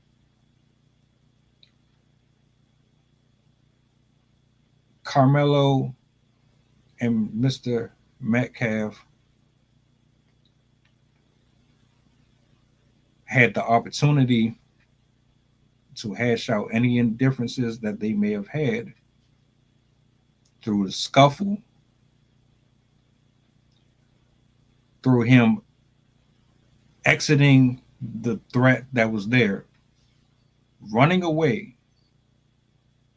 In this instance means if I'm Carmelo, I know that there are adults on this property that I can go to and I can tell them exactly what happened, allowing the adults to handle the situation that was about to transpire according to the rules laid down by the school board. By me giving the adults the responsibility to handle this situation, I stood up for myself by holding him accountable, by holding the adults accountable in this situation, because they are responsible for what? Our safety, our education. That is how you defend yourself. That is how you let the bully know, or you let the accuser know that you are standing up for yourself and that there will be consequences for your actions. See, what you want to do is use violence and use aggression and use combativeness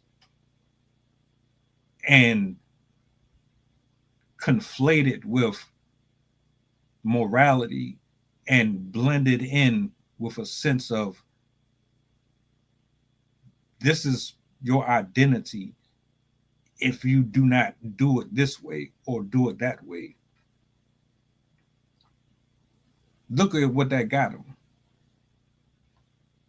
Him handling it the nigger way is possibly going to get him damn near the rest of his life in jail. Him handling it the nigger way caused somebody to lose their life. So now, how come Austin couldn't do what you told him to do? I didn't cut you off. Because you brung up a grown folk, and he could have did the same thing that Carmelo did, and he didn't do it. Look at you, emotional. Look at you, emotional. I'm just saying, you spoke about options. That's what you said. You said he has the option. You said options, and if we talk about options, then I'm looking at the other side. They had the same option too. You said he could tell an adult. If he could tell an adult, couldn't they have told an adult? They was under the tent with him, right? You're not going to win this one with me. See, well, we're not gonna make it one sided either. We're gonna spread it like butter. We're gonna put it on the bread like butter. Yeah. I knew you was going to do this. You can't even control yourself on screen. There's 93 people watching. You can't even control your emotions up here. And and thank you for that. I appreciate you for that. I appreciate you for being biased. I've been asking. Right. I'm being biased. Okay. Right. So I'm just saying, just like you could say Carmelo, just say he could have had the same option. He had the same option as he did. That's all I'm saying. Let me finish what I was saying.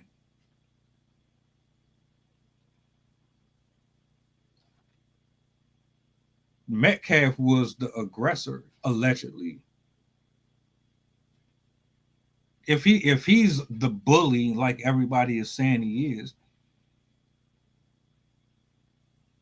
why would he go to somebody that's an adult?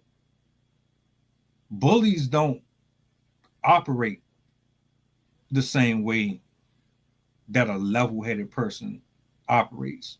Emotional people don't operate the same way level people operate.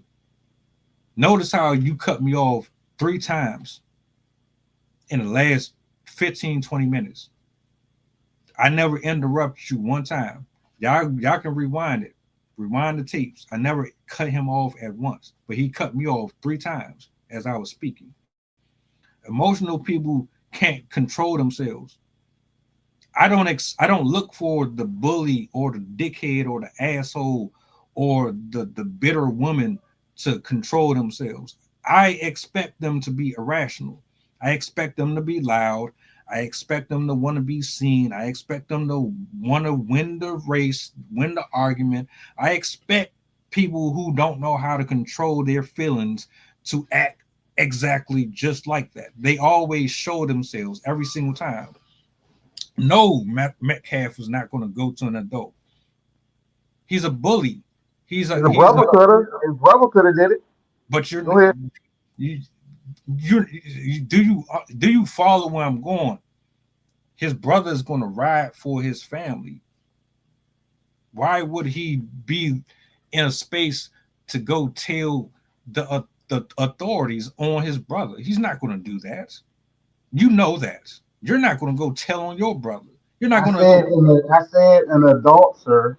What I'm saying to you is that his twin brother had the same advantage. He had the same choice to go tell an adult. The point I'm trying to make to you, sir, that you're not getting is that those Metcalf twins did not own that fucking tent.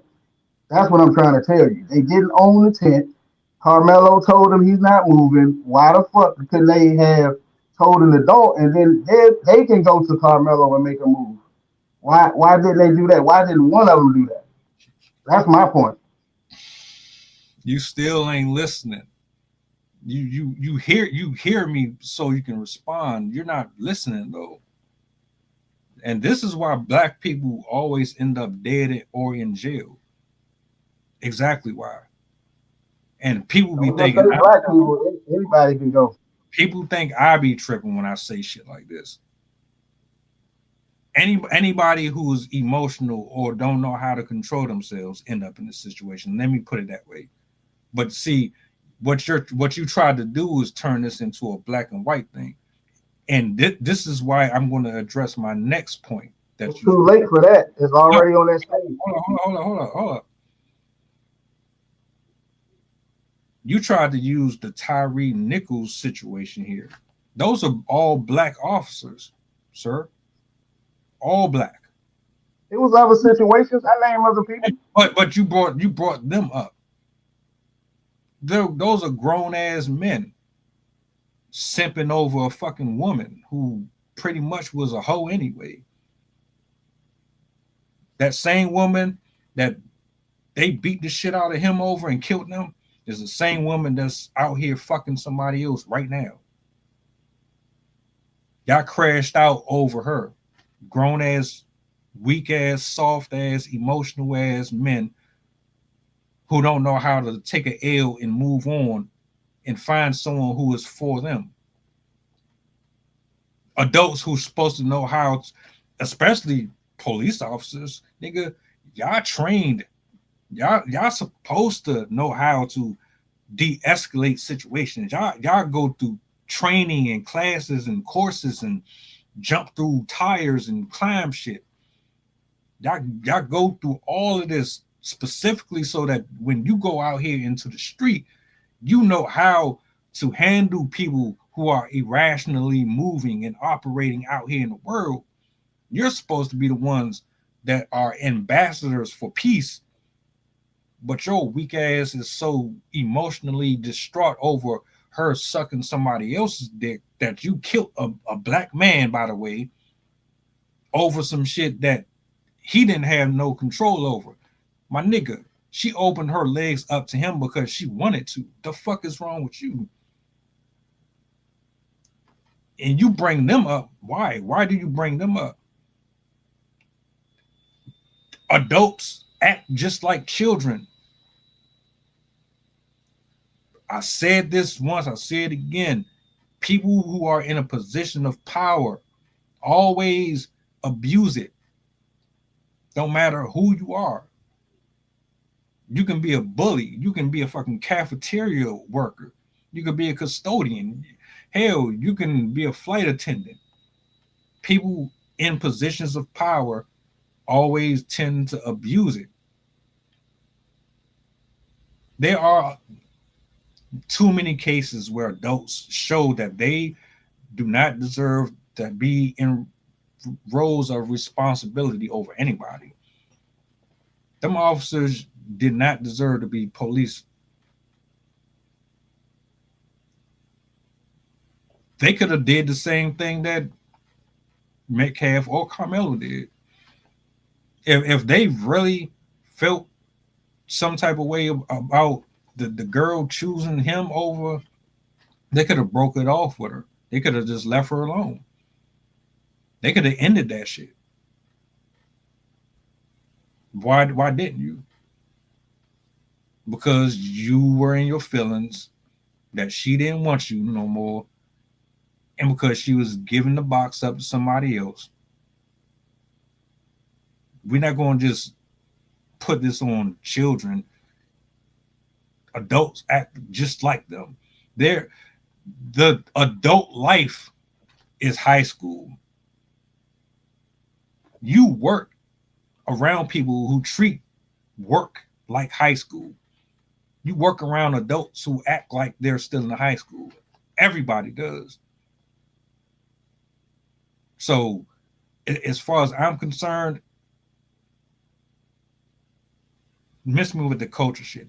That shit belongs to the primates, to the foolish people who want to still walk around and take matters into their own hands and think, oh, you're serving justice.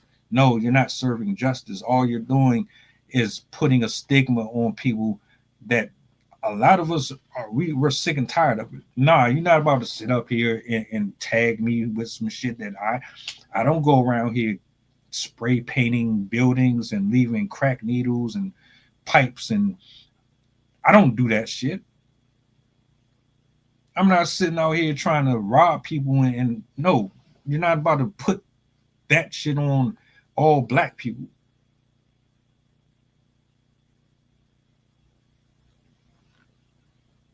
Now,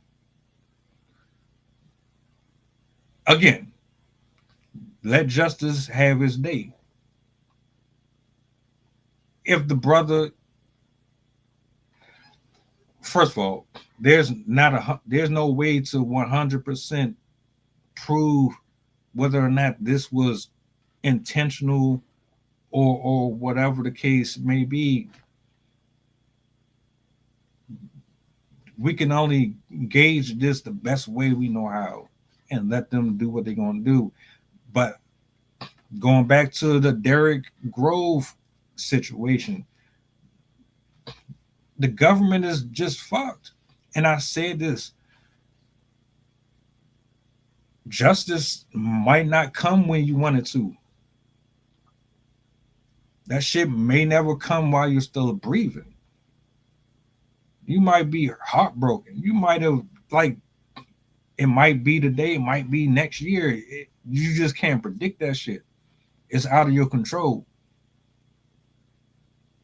But let you tell it, we should just take matters into our own hands and do whatever the hell we want to do and then deal with the consequences of it later on. I don't condone, let me put this on the record. I don't condone bullying. I hate and despise bullies.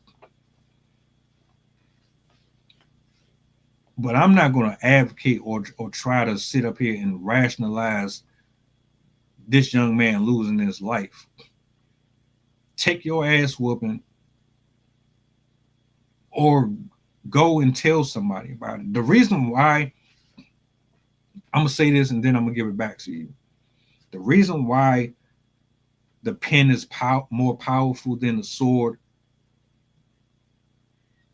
because everything is documented.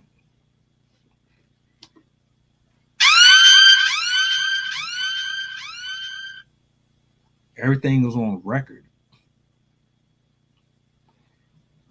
Those records follow you for the rest of your life.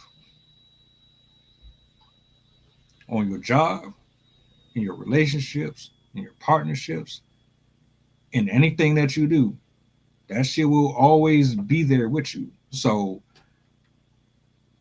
you think it's cool and hip to be the big bad wolf, even if it means doing jail time.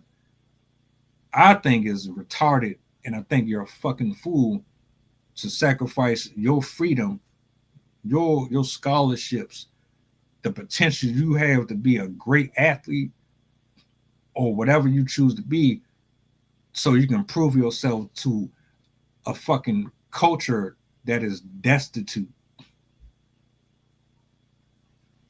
Handle things on paper. Make it stick. Make it last. Make it so that shit follows them everywhere they go. But you want people to just, let me rephrase this. You stand up for yourself. Absolutely. How you stand up for yourself determines the outcome of the situation that you put yourself in. Every choice, every decision, every movement that you make leads you somewhere. If you don't have the foresight to understand that, you are fucked. You are absolutely fucked. I yield the mic. You good, sir? Did you get it all out? I'm good. All right. Going back to the respect thing. Like I said before, as a grown man, I'm not gonna put no color or race behind it. I think as a grown person, because females is entitled to. I mean, you entitled to stand up for yourself and defend yourself if need be. If it come to that, depending on, no matter what the situation is, no matter what the story is, if a problem comes to you, you are entitled as a person to, yeah, handle it. You know what I'm saying? Handle it, address the issue. Like I said before, you start speaking again. You don't always have uh, standing up. Always don't mean somebody got to be rested in peace or they got to be shot up and all of that. That's not what I'm trying to present. I'm just saying you have to be willing to solve altercations if it's presented to you. If the problem come your way, you have to be ready to attack this a situation to the point you can't play about your respect. That's it. That's the bottom line. You have to stand up for yourself. If not, you don't stand up for yourself and you try to avoid altercations or whatever the case may be. You're gonna what you're doing is you're inviting a lot of disrespect. Like we spoke on it the other night with the Papoose thing. I mean, he ain't with her no more, but you teaching people how to treat you. You know what I'm saying? When you do stuff like that, that's my point. Like you gotta set those boundaries, man, and let them know what you ain't dealing with. Like I'm gonna give you a perfect example. Papoose could have said when he got with Remy before he murdered her, whatever the case is, like he knew her past. He could have said, "All right, I know your past. I know da da da da. You did this and all of that in the past, but now that you with me, because he felt like he can change her. Now you with me. This is what I'm not. I won't tolerate this, that, and the third. And to me, that's standing up for yourself because whatever her past was, if she bring it into the current situation, He just stood up for himself by setting those boundaries, and he can now walk away and end the relationship if she violate any of those boundaries that he set out. So to me, that's an example of standing up for yourself as well. You know what I'm saying? So it's a lot of ways to solve the issue, but I still feel like the evidence is going to be presented. It's going to go the way it's going to go. But yeah, I'm standing on what I said. The Metcalfs and whoever was under that tent had the ability to go get somebody more responsible, an adult, to solve the problem. They could have told the Metcalfs, look, y'all leave him alone. It could have went like that. Y'all telling them to get up and pushing them. They could have told the Metcalfs, he's okay. It's raining. I mean, you never know what could have been said, so this wouldn't have to happen. That's what I'm saying. Leave him alone. He's sitting over there. Y'all get ready to race. So you don't never know how an adult would have handled it. But I'm saying when you choose the physical way, I'm gonna make you move. Or make me. I'm gonna make you move. Now it's not verbal no more. It's no more verbal. Once you put your damn hands on me, it's something different. Now it's physical. It turns into physical. We couldn't talk it out. You know what I'm saying? I tried to tell you I'm not moving. You saying you gonna make me? You could have got an adult. Twin brother could have got an adult. Somebody that's over them, that's running the school, and they could have made that decision. But I'm just saying, no here, no there, man. I hope that it get judged fairly with that situation. Um, with the story intact with the justice thing, man. How my man killed that old woman like that. I mean, if he did kill that lady, man, yeah, you gotta go. I'm gonna stand on that. I don't know how old he is or whatever. I think he's a little older guy, but if he did do the crime and and committed that crime on that woman, if the evidence come out, yeah, justice got to be served. I mean, my whole thing is I want justice to be served. All the way. I don't like no partial shit. There's a lot of partial shit going on in the world. So that's just my stance on everything. And that's pretty much it, bro. I mean, I wish everybody the best, but that's just how I see stuff.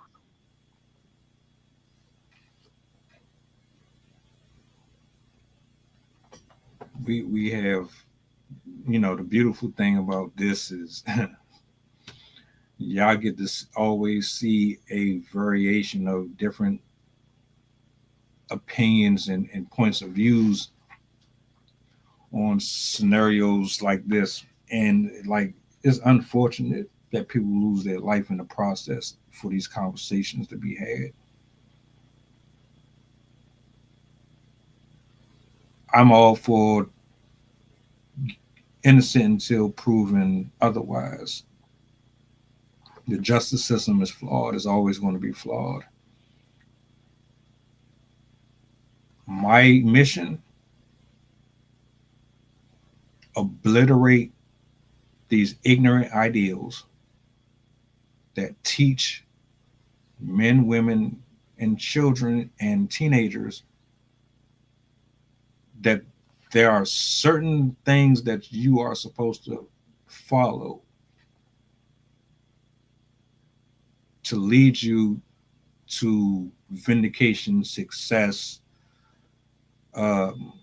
abundance, a healthy relationship, adulthood. And one thing we do agree on here, for the most part, is justice. Justice absolutely needs to be served. We're not going to agree on everything. That's one thing we do agree on. You never told me, though, how much time you feel like that man should be getting, though. I answered it. I You never. thought no, I thought I answered it. I think when you said 30, and I said depending on now this is what I said. I said if the evidence comes out, because I don't know how that's going to be presented in the court. So I'm just saying if the evidence came out that that was the case, it was like a jump, or they were the aggressors and all that, and he had to defend himself, and uh, Metcalf died in that situation there, then yeah, he shouldn't get no more than I said 15 to 20, something around that way. He's gonna serve time because the Metcalf died. That's what I said. Now, what I was gonna say, you don't have to be, you gotta hear me too. Like hearing goes both ways. You don't have to be uh, a product. You don't have to be a product of your environment to understand how it functions. You don't have to be a dope dealer. You don't have to be somebody who robs old people at night to understand what I'm around. You see what I'm saying? You can be on some straight positive shit and doing shit for yourself that's great, but your environment is shitty. And you supposed to know how everything functions. So just because you might be in a rough environment, that don't mean you're going to be the same way as all the people. That's not what I was referring to. I just want to get that understood, because you can you can still move correctly by understanding the negativity and bullshit that goes on around you on a daily basis. But we're not gonna sit here and act like that's not what's going on. That people don't sell drugs on your corner. We're not gonna sit here and act like people that you might have spoke to, they don't rob people at night, or this, that, and the third, that you may be knowledgeable about, but that don't mean that you on that. You know what I'm saying? You're not a product of that. You just know how everything functions. So that's what I was saying when it comes to the environment piece and how stuff be presented. That don't mean you got to get on. You know what I'm saying? What they on, but you supposed to understand what people on though, so you can know how to move. Always be observant. You know what I'm saying, to your surroundings, no matter if you on it or not. So you'll know how to navigate and move throughout that shit. That's what I was saying.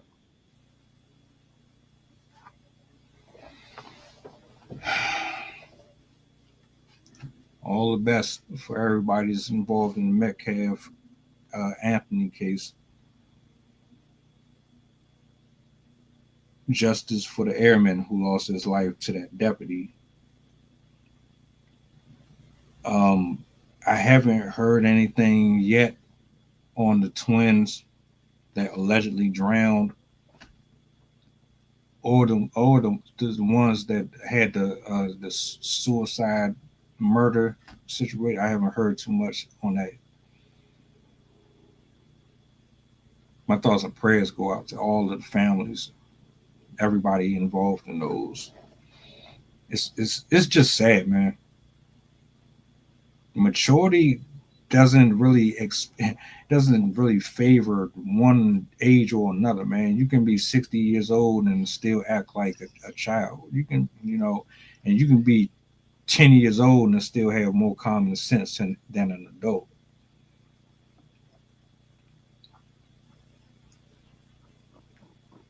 Just eye opening. It just makes you humble yourself a little bit more. Tread cautiously. Understand that everything ain't gonna always be in your favor. Accept the fact that you can't change everything right when you want to change it. Sometimes, hell, for real, 95, 97% of this shit is out of our control. God is the only one that has full control.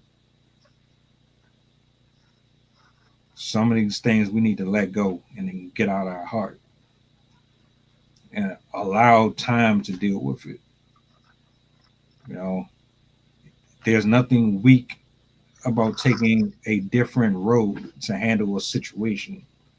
There's nothing soft about going to the pen and paper.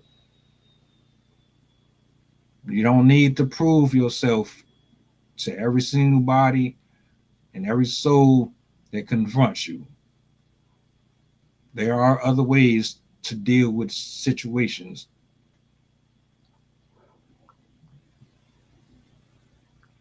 Before we go, Sometimes you gotta lead with that pen though. So I hear you with the pen. You have to lead with the pen first. But the pen, what I'm saying, don't don't always solve problems, but it helps. It helps the problem because if you put something on paper and you get stuff documented, before a situation escalate, that documentation helps. It does. You just got to get it recorded. y'all would be surprised that the discussions we've had on this show. We've spoken about this before. Tonight, y'all might want to tap in for this one too. Um, it's an old video, but it just resurfaced. I'm not going to talk about it here, but the mother, she cut her daughter's hair online because I guess her child was doing bad in school. So she just literally took the scissors and clipped her shit. And I know a lot of people got some mixed feelings about that shit. So yeah, Everybody don't parent the same. You know, somebody might not agree with. Of course, they're not going to agree with the cutting of the hair, but I'm pretty sure it's something that they're doing that she wouldn't do with her. So it go both. It's a lot of areas, but people discipline differently, and they don't move the same way. that's what it all boils down to. So tonight at 7 p.m. Eastern, YouTube, Twitter, Facebook, Rumble. If you're seeing it, it's because I'm streaming on it. Tap in with us, subscribe to the channel, whatever. Just the smallest gestures mean everything. We want to have as many eyes on these discussions as possible. I appreciate everybody who pulled up today. I'm glad you tapped in. I wish you would have gotten here earlier when I was playing those videos, but nonetheless, it's all good. But with that 10, it's like you said, it's a lot more to cover. Like with the grandmother I mentioned and stuff like that, she's in trouble. So they arrested her about the escape piece. Matter of fact, we can go ahead and throw that in here real quick before we get off.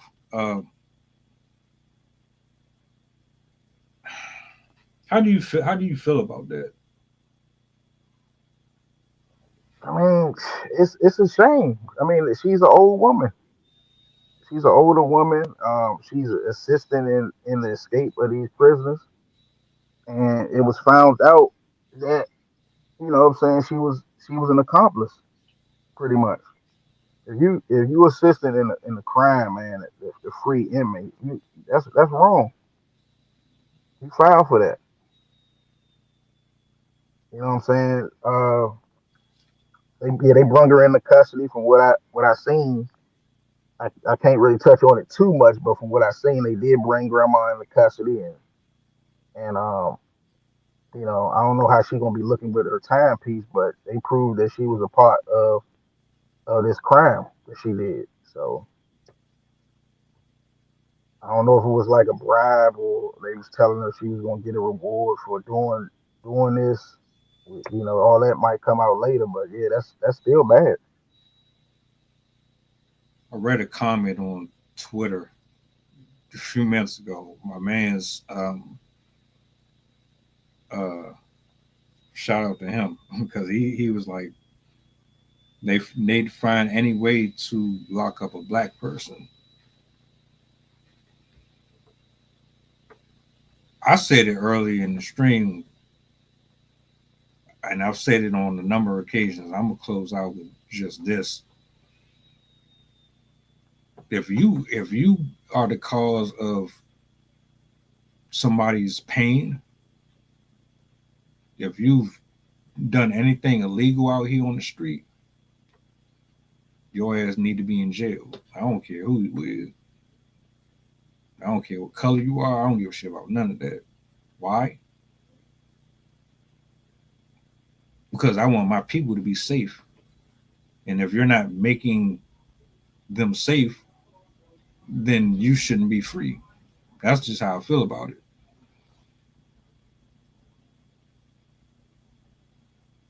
The grandmother who put him or was helping him out,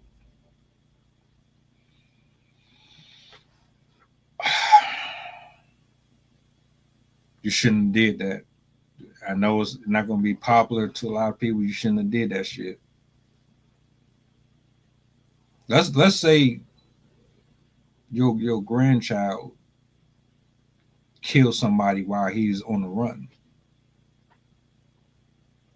You assisted in that. So nah, I don't support that shit. Cause I look at it like this. If that's the case, and you support, like, you older than them, like you got them by 2 generations. You the grandparent, mother or grandfather.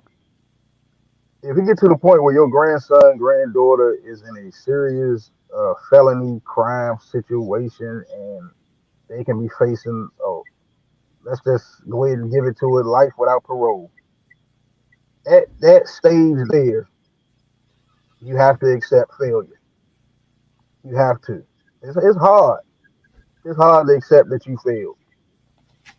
But you ain't. You failed. You failed that situation at that point because you had how many years to get it together? You know what I'm saying? It happens all the time. You gotta accept failure on their part. You can't jump in and join the negativity. You know what I'm saying? Of somebody else's mistakes. Grandma was probably assistant grandson or whatever, but she caused herself. That don't normally happen. They'll tell you don't get locked up because I'm not gonna come visit you, honey. If you get locked up, that's it. I can't come visit you. That's like grandma. To me, that's what I grew up off of. Don't they give you that wisdom? They're telling you shit so you won't fuck up. So once you fuck up like that, that's called failure to me. You failed. You failed your grandmother. Everything that she tried to tell you, your ass, you didn't listen. Now look where you at. You getting 25, 30 with an L, 50 with an L, shit like that because the words of her didn't reach your action. Her words didn't reach your action. So that's what I think when I think about grandmothers. I think about shit like that. They know all that shit. They wisdom is super high. All we got to do is listen, and then that'll save our ass, so we can make it to their age. So I feel bad for the grandmother that did that would even do that. Do I think she need some crazy work like 40 with an L? No, she old, but she need to sit her old ass down for what she did. Yeah, because we are talking about justice. We talking about justice, and if she assisted in that escape, her old ass needs to sit down and think about what she did. She needs some time. Right? You might need to give her maybe 10 years or something. I don't know. But yeah, she need to sit down for her actions. I don't think And people. oh, go ahead. No, go ahead. I just don't think people really understand like what your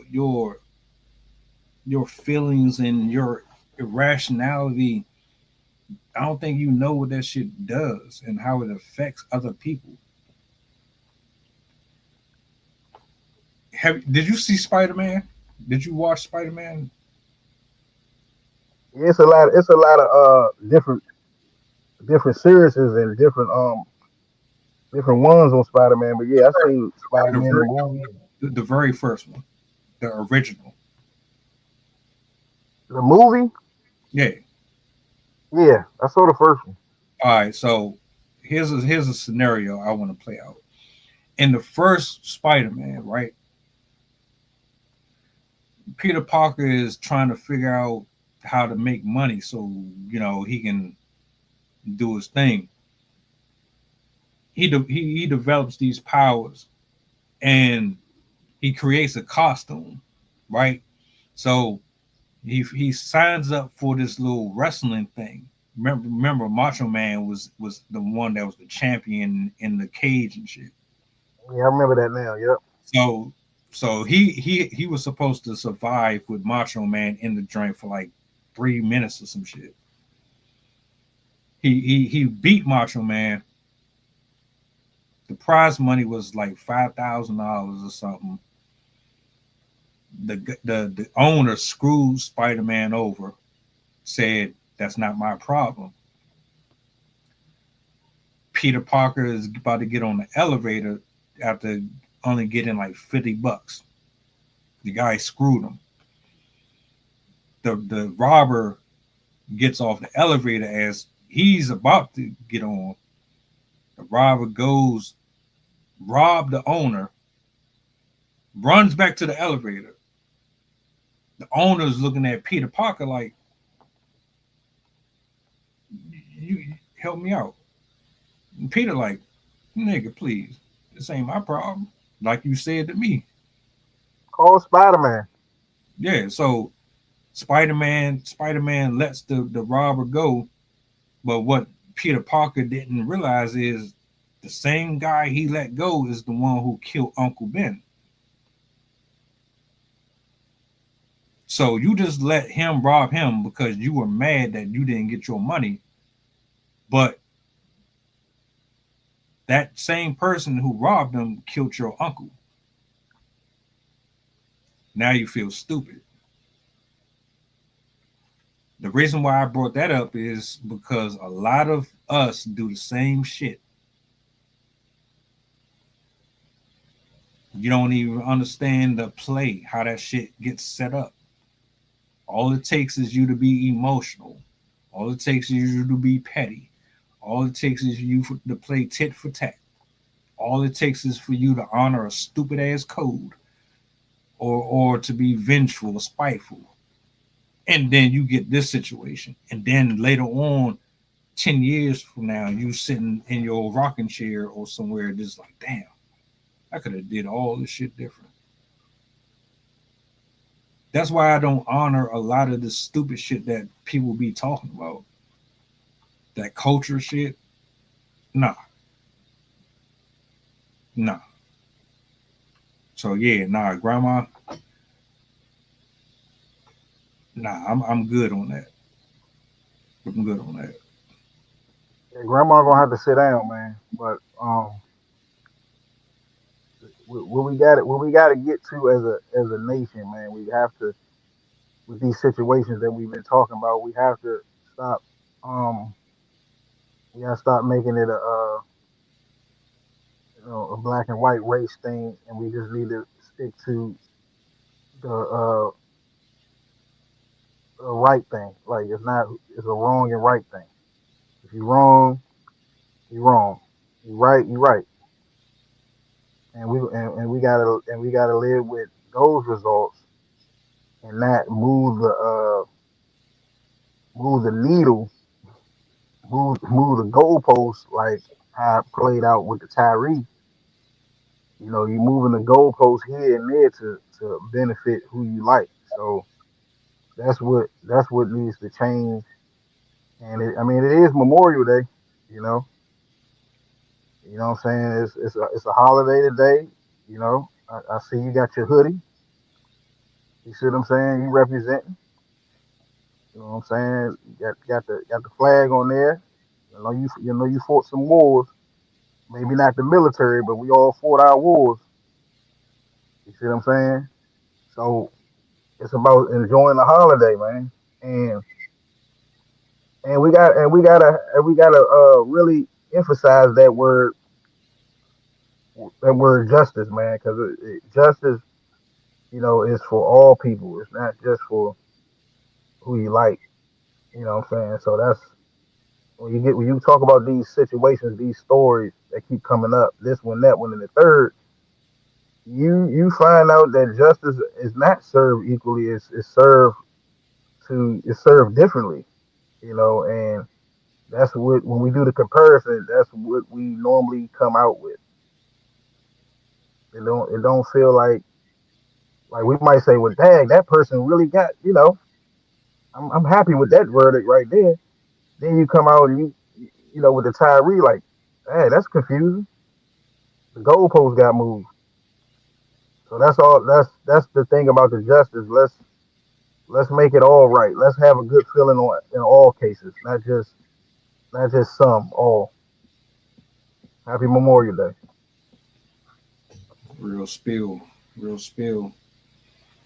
7 p.m. Eastern Standard Time. We will be back live. Shout out to Sydney.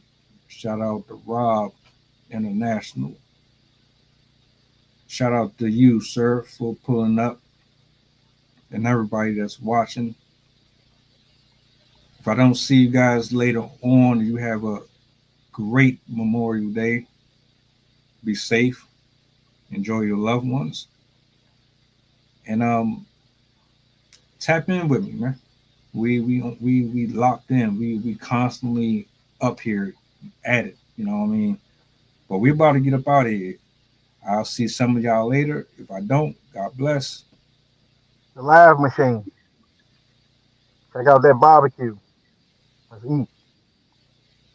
Mantra, slave song, slave ship, rip skin, made me rip bones. But no matter how close I my ancestors speak, they tell me they're tired of them praying on us like we're weak. I haven't been getting sleep, longing to sing until I surpass peak, until they think we are equal. Please, all I want is peace. My ancestors beat drums until their palms would bleed, begging a generation.